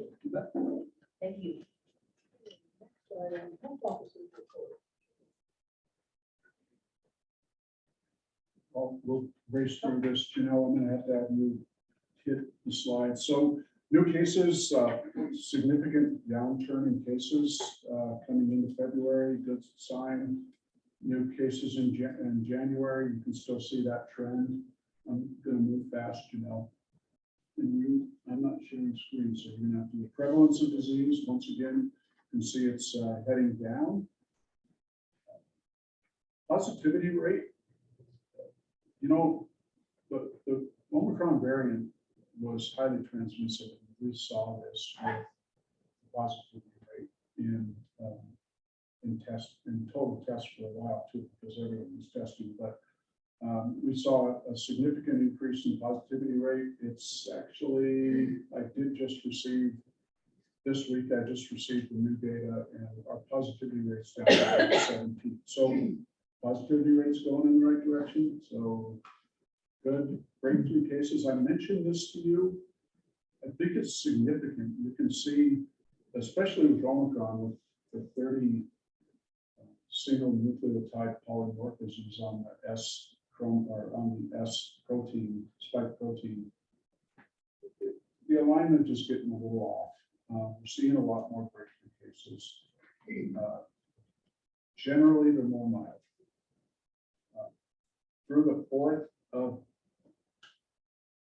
February, this is the vaccination rates by age. 52% of our population has had at least one vaccine at this point. 48% of that do not. So you can kind of see how it breaks down, fully, partially, not vaccinated. This does not include boosters. We do not consider someone fully vaccinated if they have it. We're not going to, you don't have to have a booster to be considered fully vaccinated. It's still either 2 doses of the messenger RNA or 1 dose of the Johnson & Johnson. Average daily census, Pete, you mentioned this, cases went up with Omicron. I think it was just the sheer number of cases in Flathead County. And now we're seeing some downturn in cases, which is positive for the surge. This hospital and death data was asked for quite a while ago. This is the best we could do. I have not updated this for probably, this is 4-week-old data. 21% of cases of the 811 hospital were breakthroughs. Deaths, I think, is really important. If you once again here, that second part of this slide, 32 hospitalized cases have information on ICU and vaccine status. 4 of 32 cases were fully vaccinated. So fully vaccinated cases comprise only 12.5%, which is significantly under the breakthrough levels we saw even in hospitalization and certainly in community. So that's always a good sign. Can't stress enough the comorbidity issue is not, it does not make a distinction between if you have or have not COVID. The comorbidities, you're probably dying because you have these comorbidities. You're probably very sick because you have these comorbidities.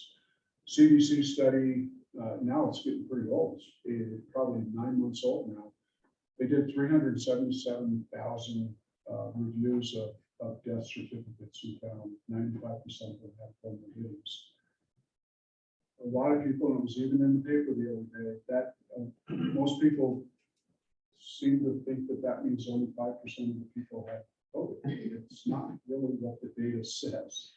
The data says that 95% of the people that died with, of, for COVID, whatever you want to state, they have a comorbidity, which is, it's evident. That's why people get sick. Gold Star policy, I literally went through a lot of this stuff. I do want to mention that it's been requested, and at the end of this report, first and foremost, the first form on there is the registration and administration form. This is a consent form to be vaccinated. If you go to the bottom, and granted, I will give Pam credit for this because she beat on me until we put this on here, that when they consent, we ask them, when someone walks into a clinic of ours, they get this consent form and they get either the fact sheet, if it's under emergency use authorization, or they get the vaccine information sheet of this. This is standard practice for every vaccination administered right in some county. We have now both messenger RNA vaccines are now approved, fully approved by the FDA for use, and they now have what's called a vaccine information sheet. If it was being administered under emergency use authorization, it's called a fact sheet. And then really close, it does say fact sheet based on this vaccine administered under EUA. So this is pretty clear. And I put either the VISs for the vaccines that we administer or the fact sheet for the J&J. J&J is still under EUA. But if you go through here, you can see right on the top that these are VISs. What we in our shop, we just call them, hey, did you get the VIS? No one walks into our door and is into any of our clinics that's not if it's over at the fairgrounds, they're handed a clipboard. The consent form is on top, and the fact sheet or VIS is under it. they sit down, they fill out the form, they have this form, they go to registration, they go to a nurse, and the nurse looks at all of the information that's on the consent form. And if there's anything that's marked no or unsure, they counsel that person who's getting vaccinated on if they should or should not receive vaccination. Not everyone that comes in who thinks they want a vaccine ends up getting it because of the way this form is filled out. Everyone is asked to fill this form out completely. So I don't know what else we can do related to this whole concept that we're not providing informed consent. Madam Chair, I have a question. Yes. So is this information available in public facing websites? Absolutely. It's easily searched. And that Flathead County website. It's the FDA website that you would be put to. And, okay, yes, ma'am. Thank you. So, we've been doing vaccination of people with these COVID shots for a year, approximately here.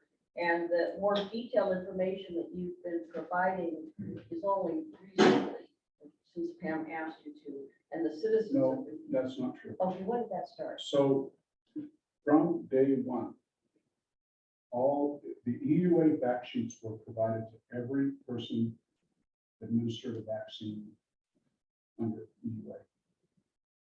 Every bit of information that was necessary to provide this vaccine has always been administered.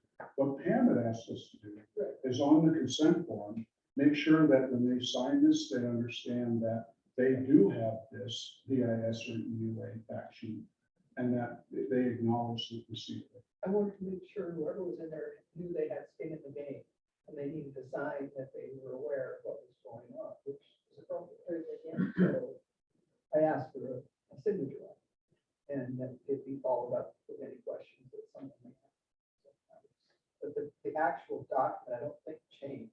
No, it didn't It's change. the same as what he had been given before. They just had to sort of verify that they got. Yeah, very, very, very good. Yeah. Good on your part. What changed as well is they had, when the vaccines became fully FDA approved, then we changed the VIS that you were giving because it was no longer emergency use authorization fact sheet. It was the VIS for a FDA licensed vaccine. Which is appropriate.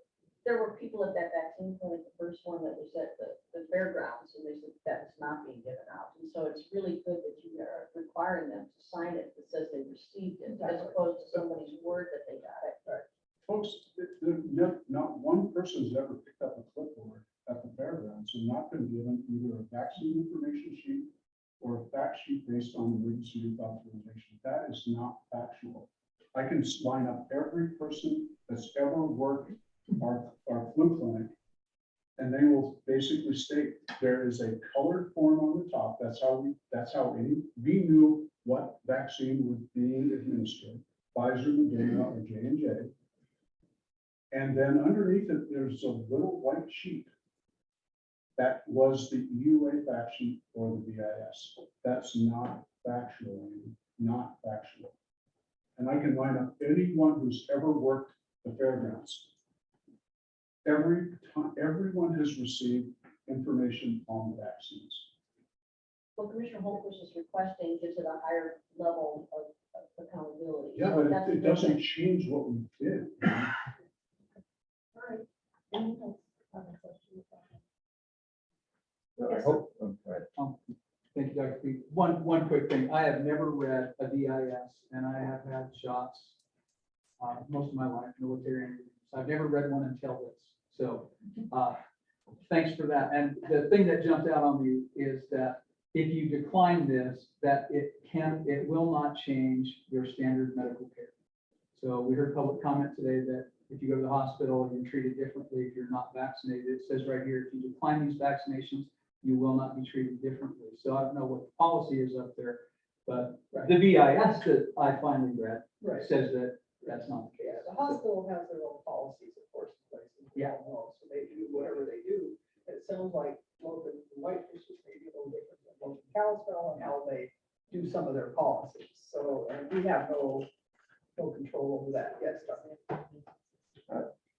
You had something just beforehand, no? Yeah, it escaped me. You could- It was really good in my mind. and then- I bet it was good. Okay. I just want to say, I've had a lot of patients admitted to the hospital. I mean, I'm a doctor, I had that happen, and it seems very variable how they're treated, and many of them that are unvaccinated have been treated with tremendous amount of disrespect when they're not with their, so it depends on the person. If you get a decent person, they're gonna treat you well. If you don't, they're not, and it's a fact, they have degraded my patients who are unvaccinated.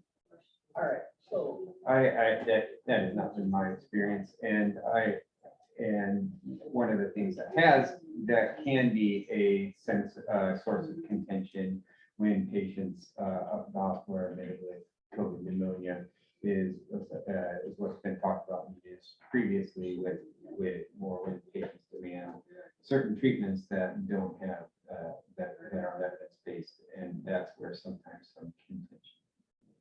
But we take care of patients who are pleasant and thankful, and we take care of patients who are rude and as well. Whether or not they're vaccinated, we take care of them. that's it, okay, so, moving on to committee reports, we'll go with COVID-19, I think we already kind of touched on, is there anything else? No, I mean, I Take care think, of that, right? yeah, yes, and the minutes should have been submitted. They apologize if they came in late, but they pretty much just said that we looked at, like I said earlier, that we reviewed Joe's recommendations regarding quarantine and isolation, and we felt that they are in step with current advice from the CDC, and that they, as non-attorneys, did not seem to be in breach of any one law. And the whole committee felt that way. That's correct. All right, home health. Before, I'm sorry, I could interject. Before we go to committee reports, can we finish Joe's health officer report? He still needs to go through the request for qualifications for the veterinary services. I'm sorry, I go ahead. really need to do this, Yeah, because go I need a recommendation. Long story short, we have a request for qualifications that the county commissioners signed several weeks ago now. Bad timing on my part, because the statements of qualification are due tomorrow. And if we receive more than one, I would like a recommendation for the board to maybe move it to the Animal Shelter Advisory Committee for review, and then bring it back for recommendation. If it's only one, I will move that one forward to the commission. And this is for their new building up there. No, this is for the veterinary services that. Oh, the veterinary service.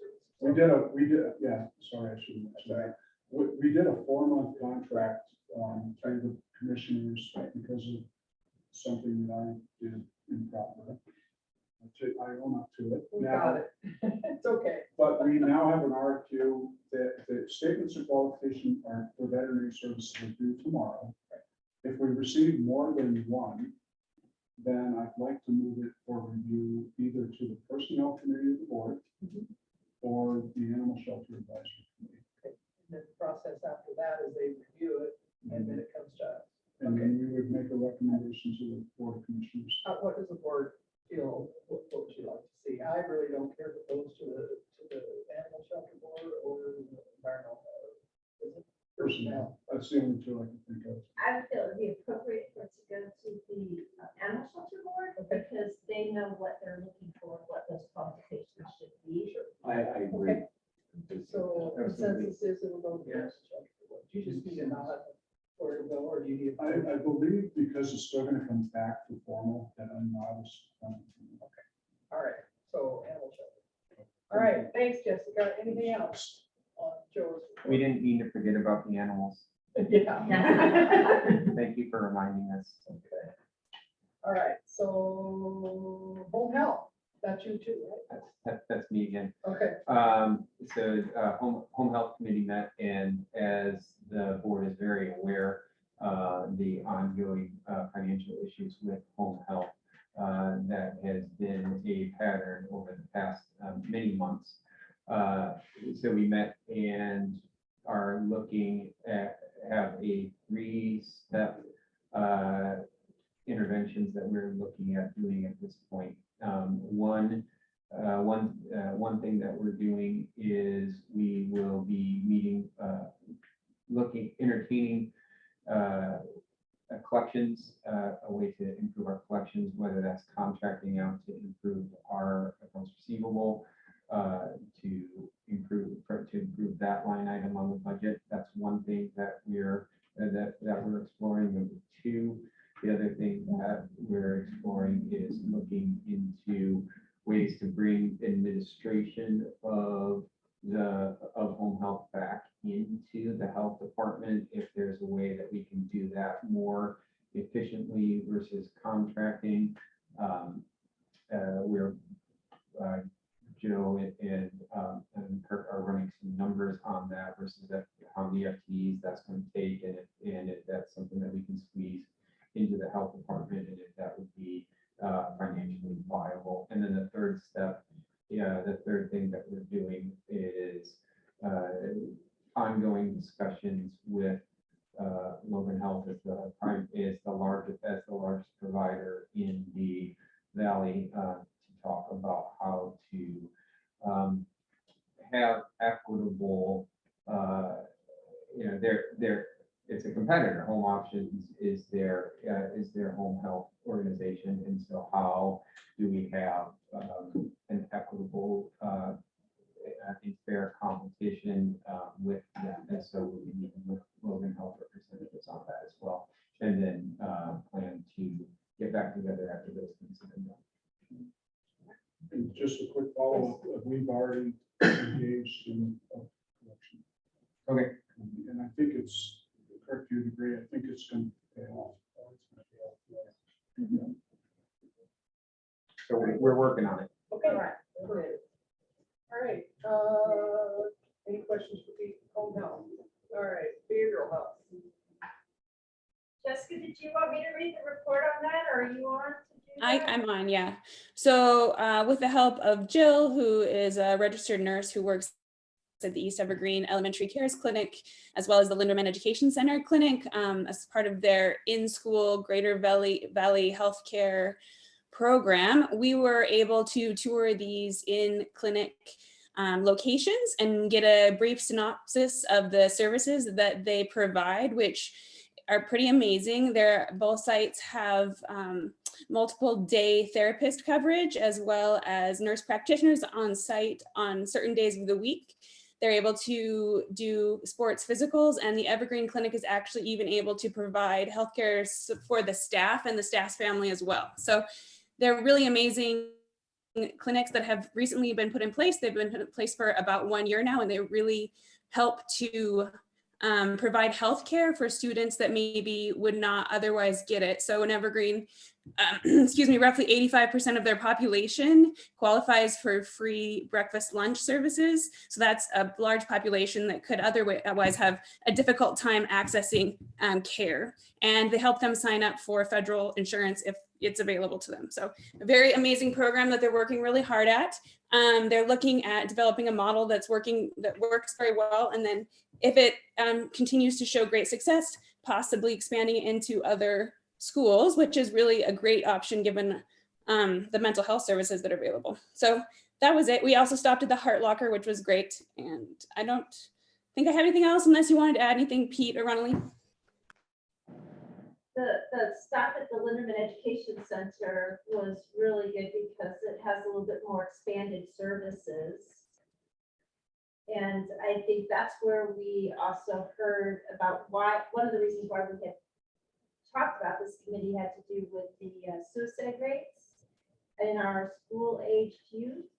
And so that there was a talk, if you want to fill in on that, there was a talk of a new hire that will help to address some services that are needed. Well, that's more, I think, at the district level. So the district has hired someone to help coordinate mental health services at the school and crisis response, which should hopefully in the future, we don't have these problems. But if again, we experience the same tragedies that we did this year, then that would help to improve the response and bring in community players that they could easily implement and they know the background of, because at this time it was hard to know. They got a wonderful, overwhelming response of people wanting to help, but this is not about the in-school clinic. This is at the school district level. They'll now have somebody that will help organize that response. Thank you. Thanks, Jessica. Great. Environmental health. Most of everything is covered. So the only thing I wanted to mention is I sent everyone a letter that went to Appleton and Jones relating to my position on the appeal. It's very important that you know this is probably going to come to the board, and this is all public record, but this may come to the board as an appeal to the board of my decision. And the reason why I can't move forward with it, I'm bound by the regulations, just like being a staff person. I can't overturn a decision by the staff. I can just review it and make sure everything's in alignment. We can't issue permits, and we don't generally allow variances for new construction to surface water or groundwater. My guess is this will be appealed, and it will be appealed to the board, and these aren't so procedurally neat as a variance. They're just not. They're more like maybe the personnel matter last week. We have two parties arguing a position. And so I just wanted to warn you, certainly want to be here when this happens, because I've been through a few of these and I've lost a few and I've won a few, but appeals of the health officer's decision to the board are just not very neat. So just giving you a heads up. All right, that it?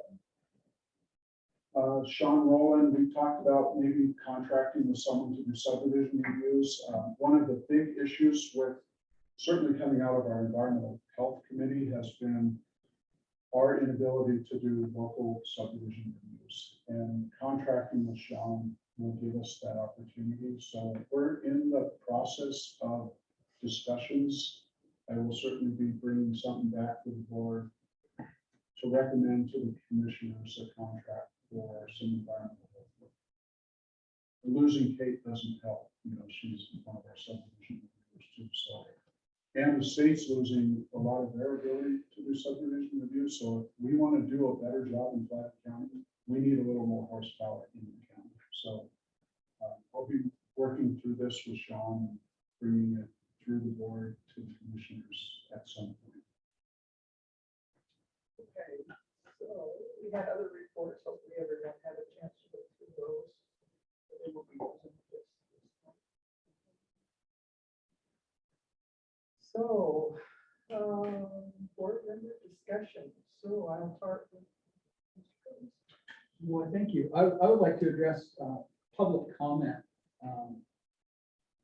And just, we read all the comments that come through. And for the gentleman who's not here anymore, who wanted to speak for a longer period of time, I just urge people, write it down and send it in. And send it in early. Don't send it in an hour before the meeting when I'm trying to shuffle in here and read. And Mr. Decker, I see you stayed. Thank you. I read yours twice because it came through twice. Oh, because my email said it got canceled, so. Well, I got it. I don't know if the rest of the board did, but twice because it kind of got. yeah. But communicate, it makes a difference. And then for the people watching out there, if people actually watch board meetings afterwards, apparently they do because they dissect them. Yeah, there are always two sides to these issues, you know.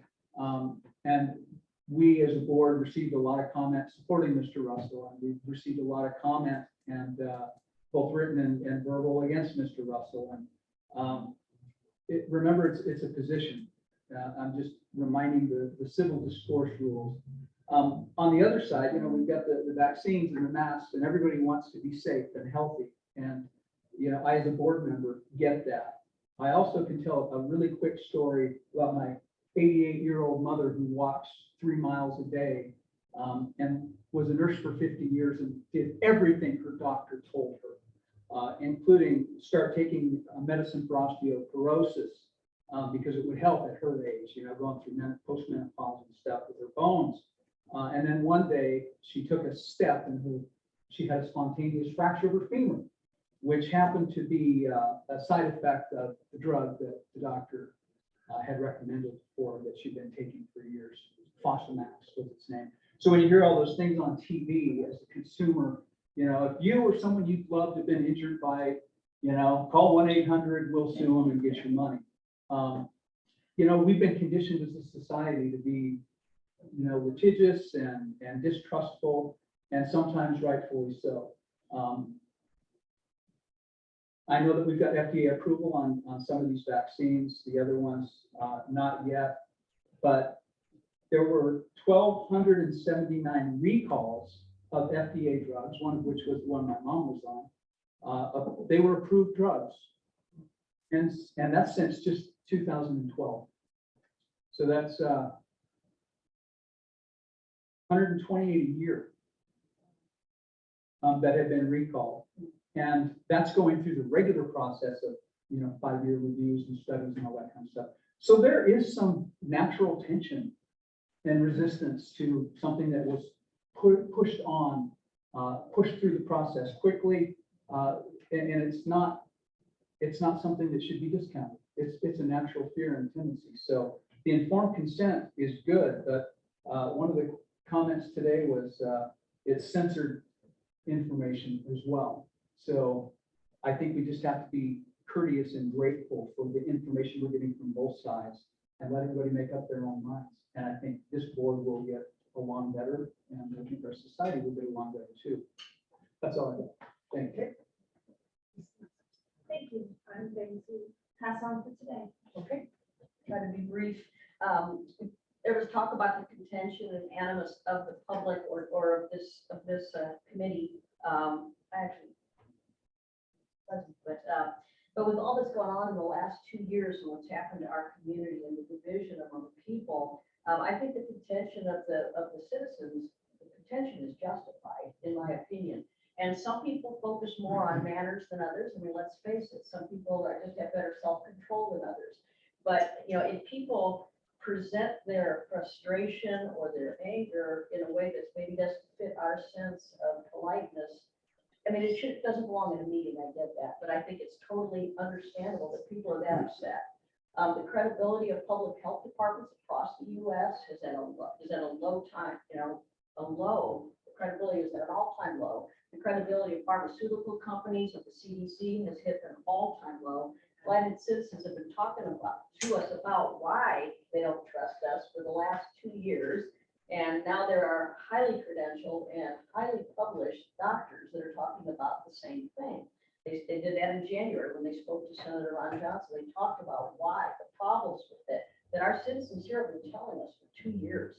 So, so I think, you know, to win back public trust, we have to get on board with critical thinking, not be CDC robots, use true science, not rely on pseudoscience that has brought nonsensical and risky health policies. I mean, the citizens are watching us.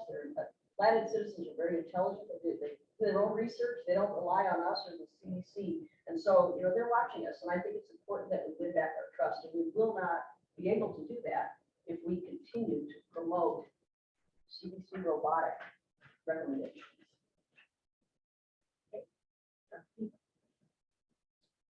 Yeah, thank you, Madam Chair. Thank you, both members of the board. I just wanted to actually comment on one of the speakers from public comment as well. I wanted to say thank you to Mr. Skies.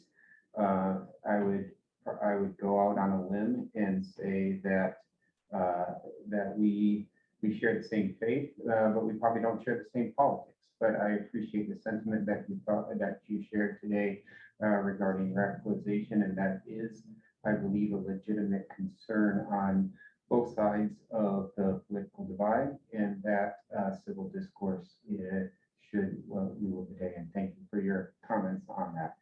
I also just wanted to point out that pseudoscience can be used as science that does not agree with my way of thinking.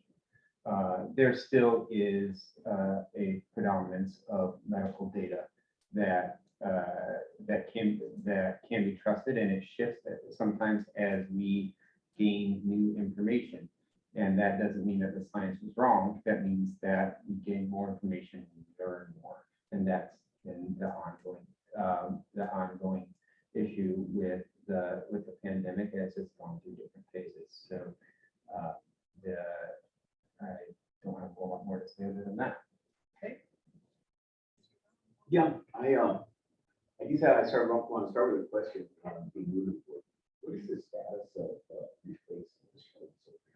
What is the date? What is that going on for that? Yeah, I don't have the exact dates, but I know it's been published out there. So we have a consultant firm, Kaufman and Associates, I think they are. We just hired them.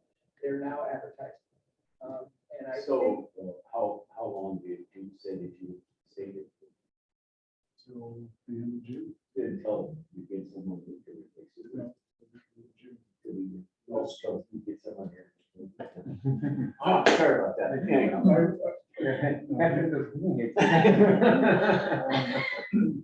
No, you know, if you don't mind, just process wise, I know counties around Montana have received the announcement, so it's out there working.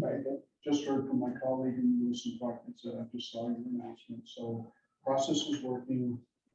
Personnel committee will start picking things up as applications come in, and let's just kind of hope that this goes smoothly and we find. I know it's so hard, we went across all the time, city. I'm sure county is too. well, it's hard. Try to replace someone. Anybody. And yeah, hire someone to the level that you want to hire. We're hiring headhunters to follow. Or we had to do the planning, I think the library did it. You know, it's just the world today. We did go out a couple times, but we had 2 sessions with the headhunter. And then we went out locally, we just advertised locally. We got 2 people. One was definitely not qualified. And there was only one other that, you know, just wasn't a fit. So, I mean, it wasn't necessarily not a fit. I shouldn't say that. It was just that when you only have one to interview, you know, you'd like to have a few more. So that's kind of where it's all. Now we're back again with a different headhunter to see if that'll help. So hopefully that answers. When Pam did the last interview, she walked across the bridge into my office and asked me if I would stay another 6 months. Well, I tell you, it's disappointing when you only receive, you know, you have to have more than one applicant to an interview.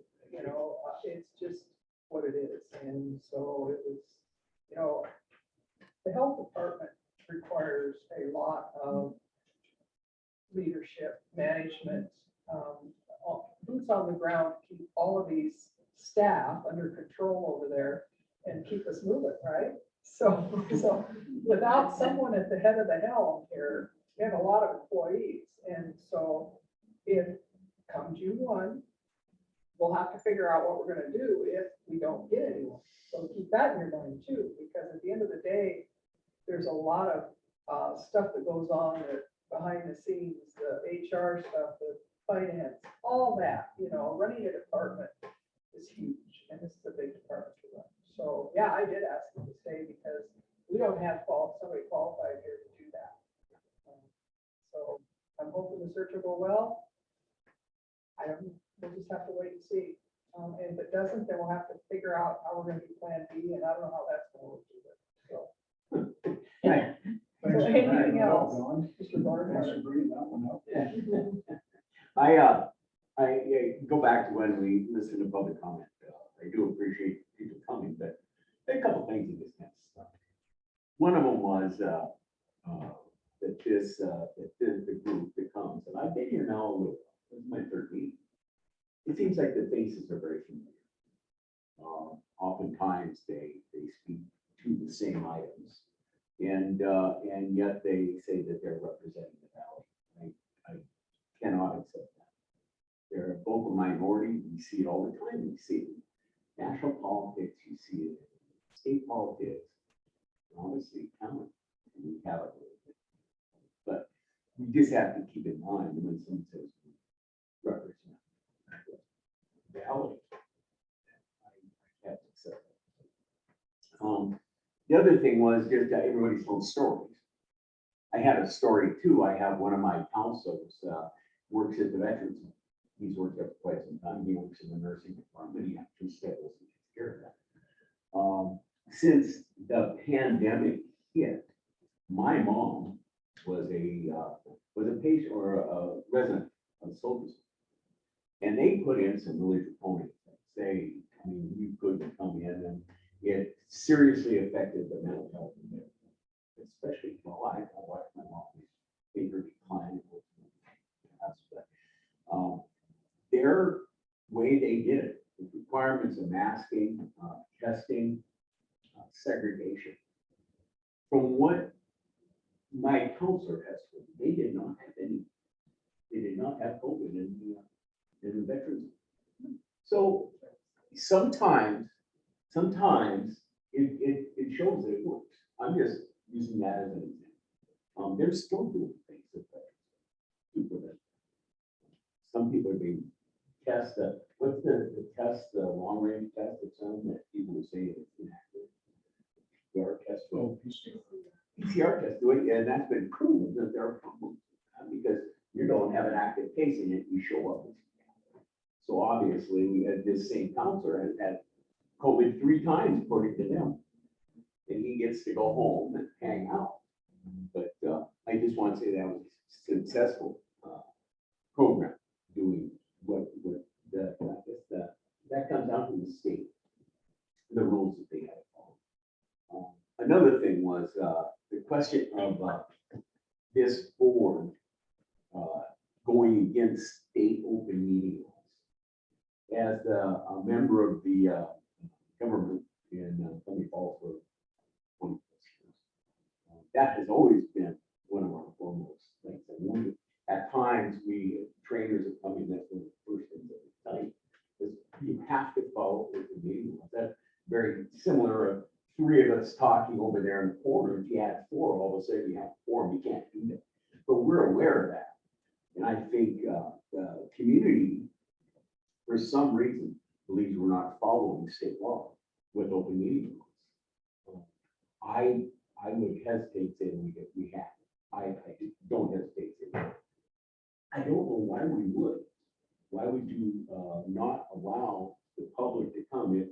You follow the law, you publish your meetings for a certain amount of time prior to the meeting. It's there, they can come. And you always have to give them an opportunity to speak. And that's part of it. But also they have a responsibility. If they're gonna come and they're gonna speak, they have to do it civilly. So today we saw a little incivility. I have a real hard time with that. Having been involved in this type of government thing for a long time, it doesn't get anywhere. It just makes everybody disregard what those folks are trying to say. And personally, I shut it off. If you're going to come at us like that, I want nothing to do with it. I'm not even listening. Until then, I enjoy listening to public comment. But when it gets onerous, it's just on and on, the same thing. It just does not get me anywhere. I don't know how you folks do it, but it doesn't get me anywhere. So that's also one other thing. I make little notes. I don't write so much. I can write very small. And that is sometimes these folks come forward like we're up here. Special thing about my cake line. Oh my goodness, we're double dipping. Oh, wow, that was different. But if those folks that are that concerned with these boards, yes, they need to get on these boards. They need to be the ones that are asking to be appointed by the commissioners. Come on, like I said, walk among our shoes. Get on the city council. See what it's like to be on the other side. And it'll change the way you would address a group like this. And I think you'll be a better person for it. Step up. Don't just stand back there and throw mud balls. That's my sermon. Okay. I appreciate the time. Sure, absolutely. So I guess I'm last. Jessica. Oh, Jessica. Jessica, what would you like? Hello, hi. I guess I would just like to say I was so heartened to be able to go on the tour and see the good work that's being done in the schools and by the Greater Valley Health Center. I think we do hear from a small faction of people who are being encouraged to make their voices heard repeatedly to help political aspirations of some, but I think in general, the majority of our community is really working hard to come together and to do what's best for the community. And I just think that that's something that we should be reminded of. So thanks to the health department, but thanks also to the Greater Valley Health Agency and to those schools. I mean, they're doing a lot of really good work and it was encouraging to see. I guess I'm last in the interest of time. I have nothing to say. I want to thank you all for coming today and we'll see you next time. Make a motion to adjourn. Make a motion to resume. Go for it. I did. Yeah, second. Do I have a second? All right. Aye. We got it. That's amazing. All right.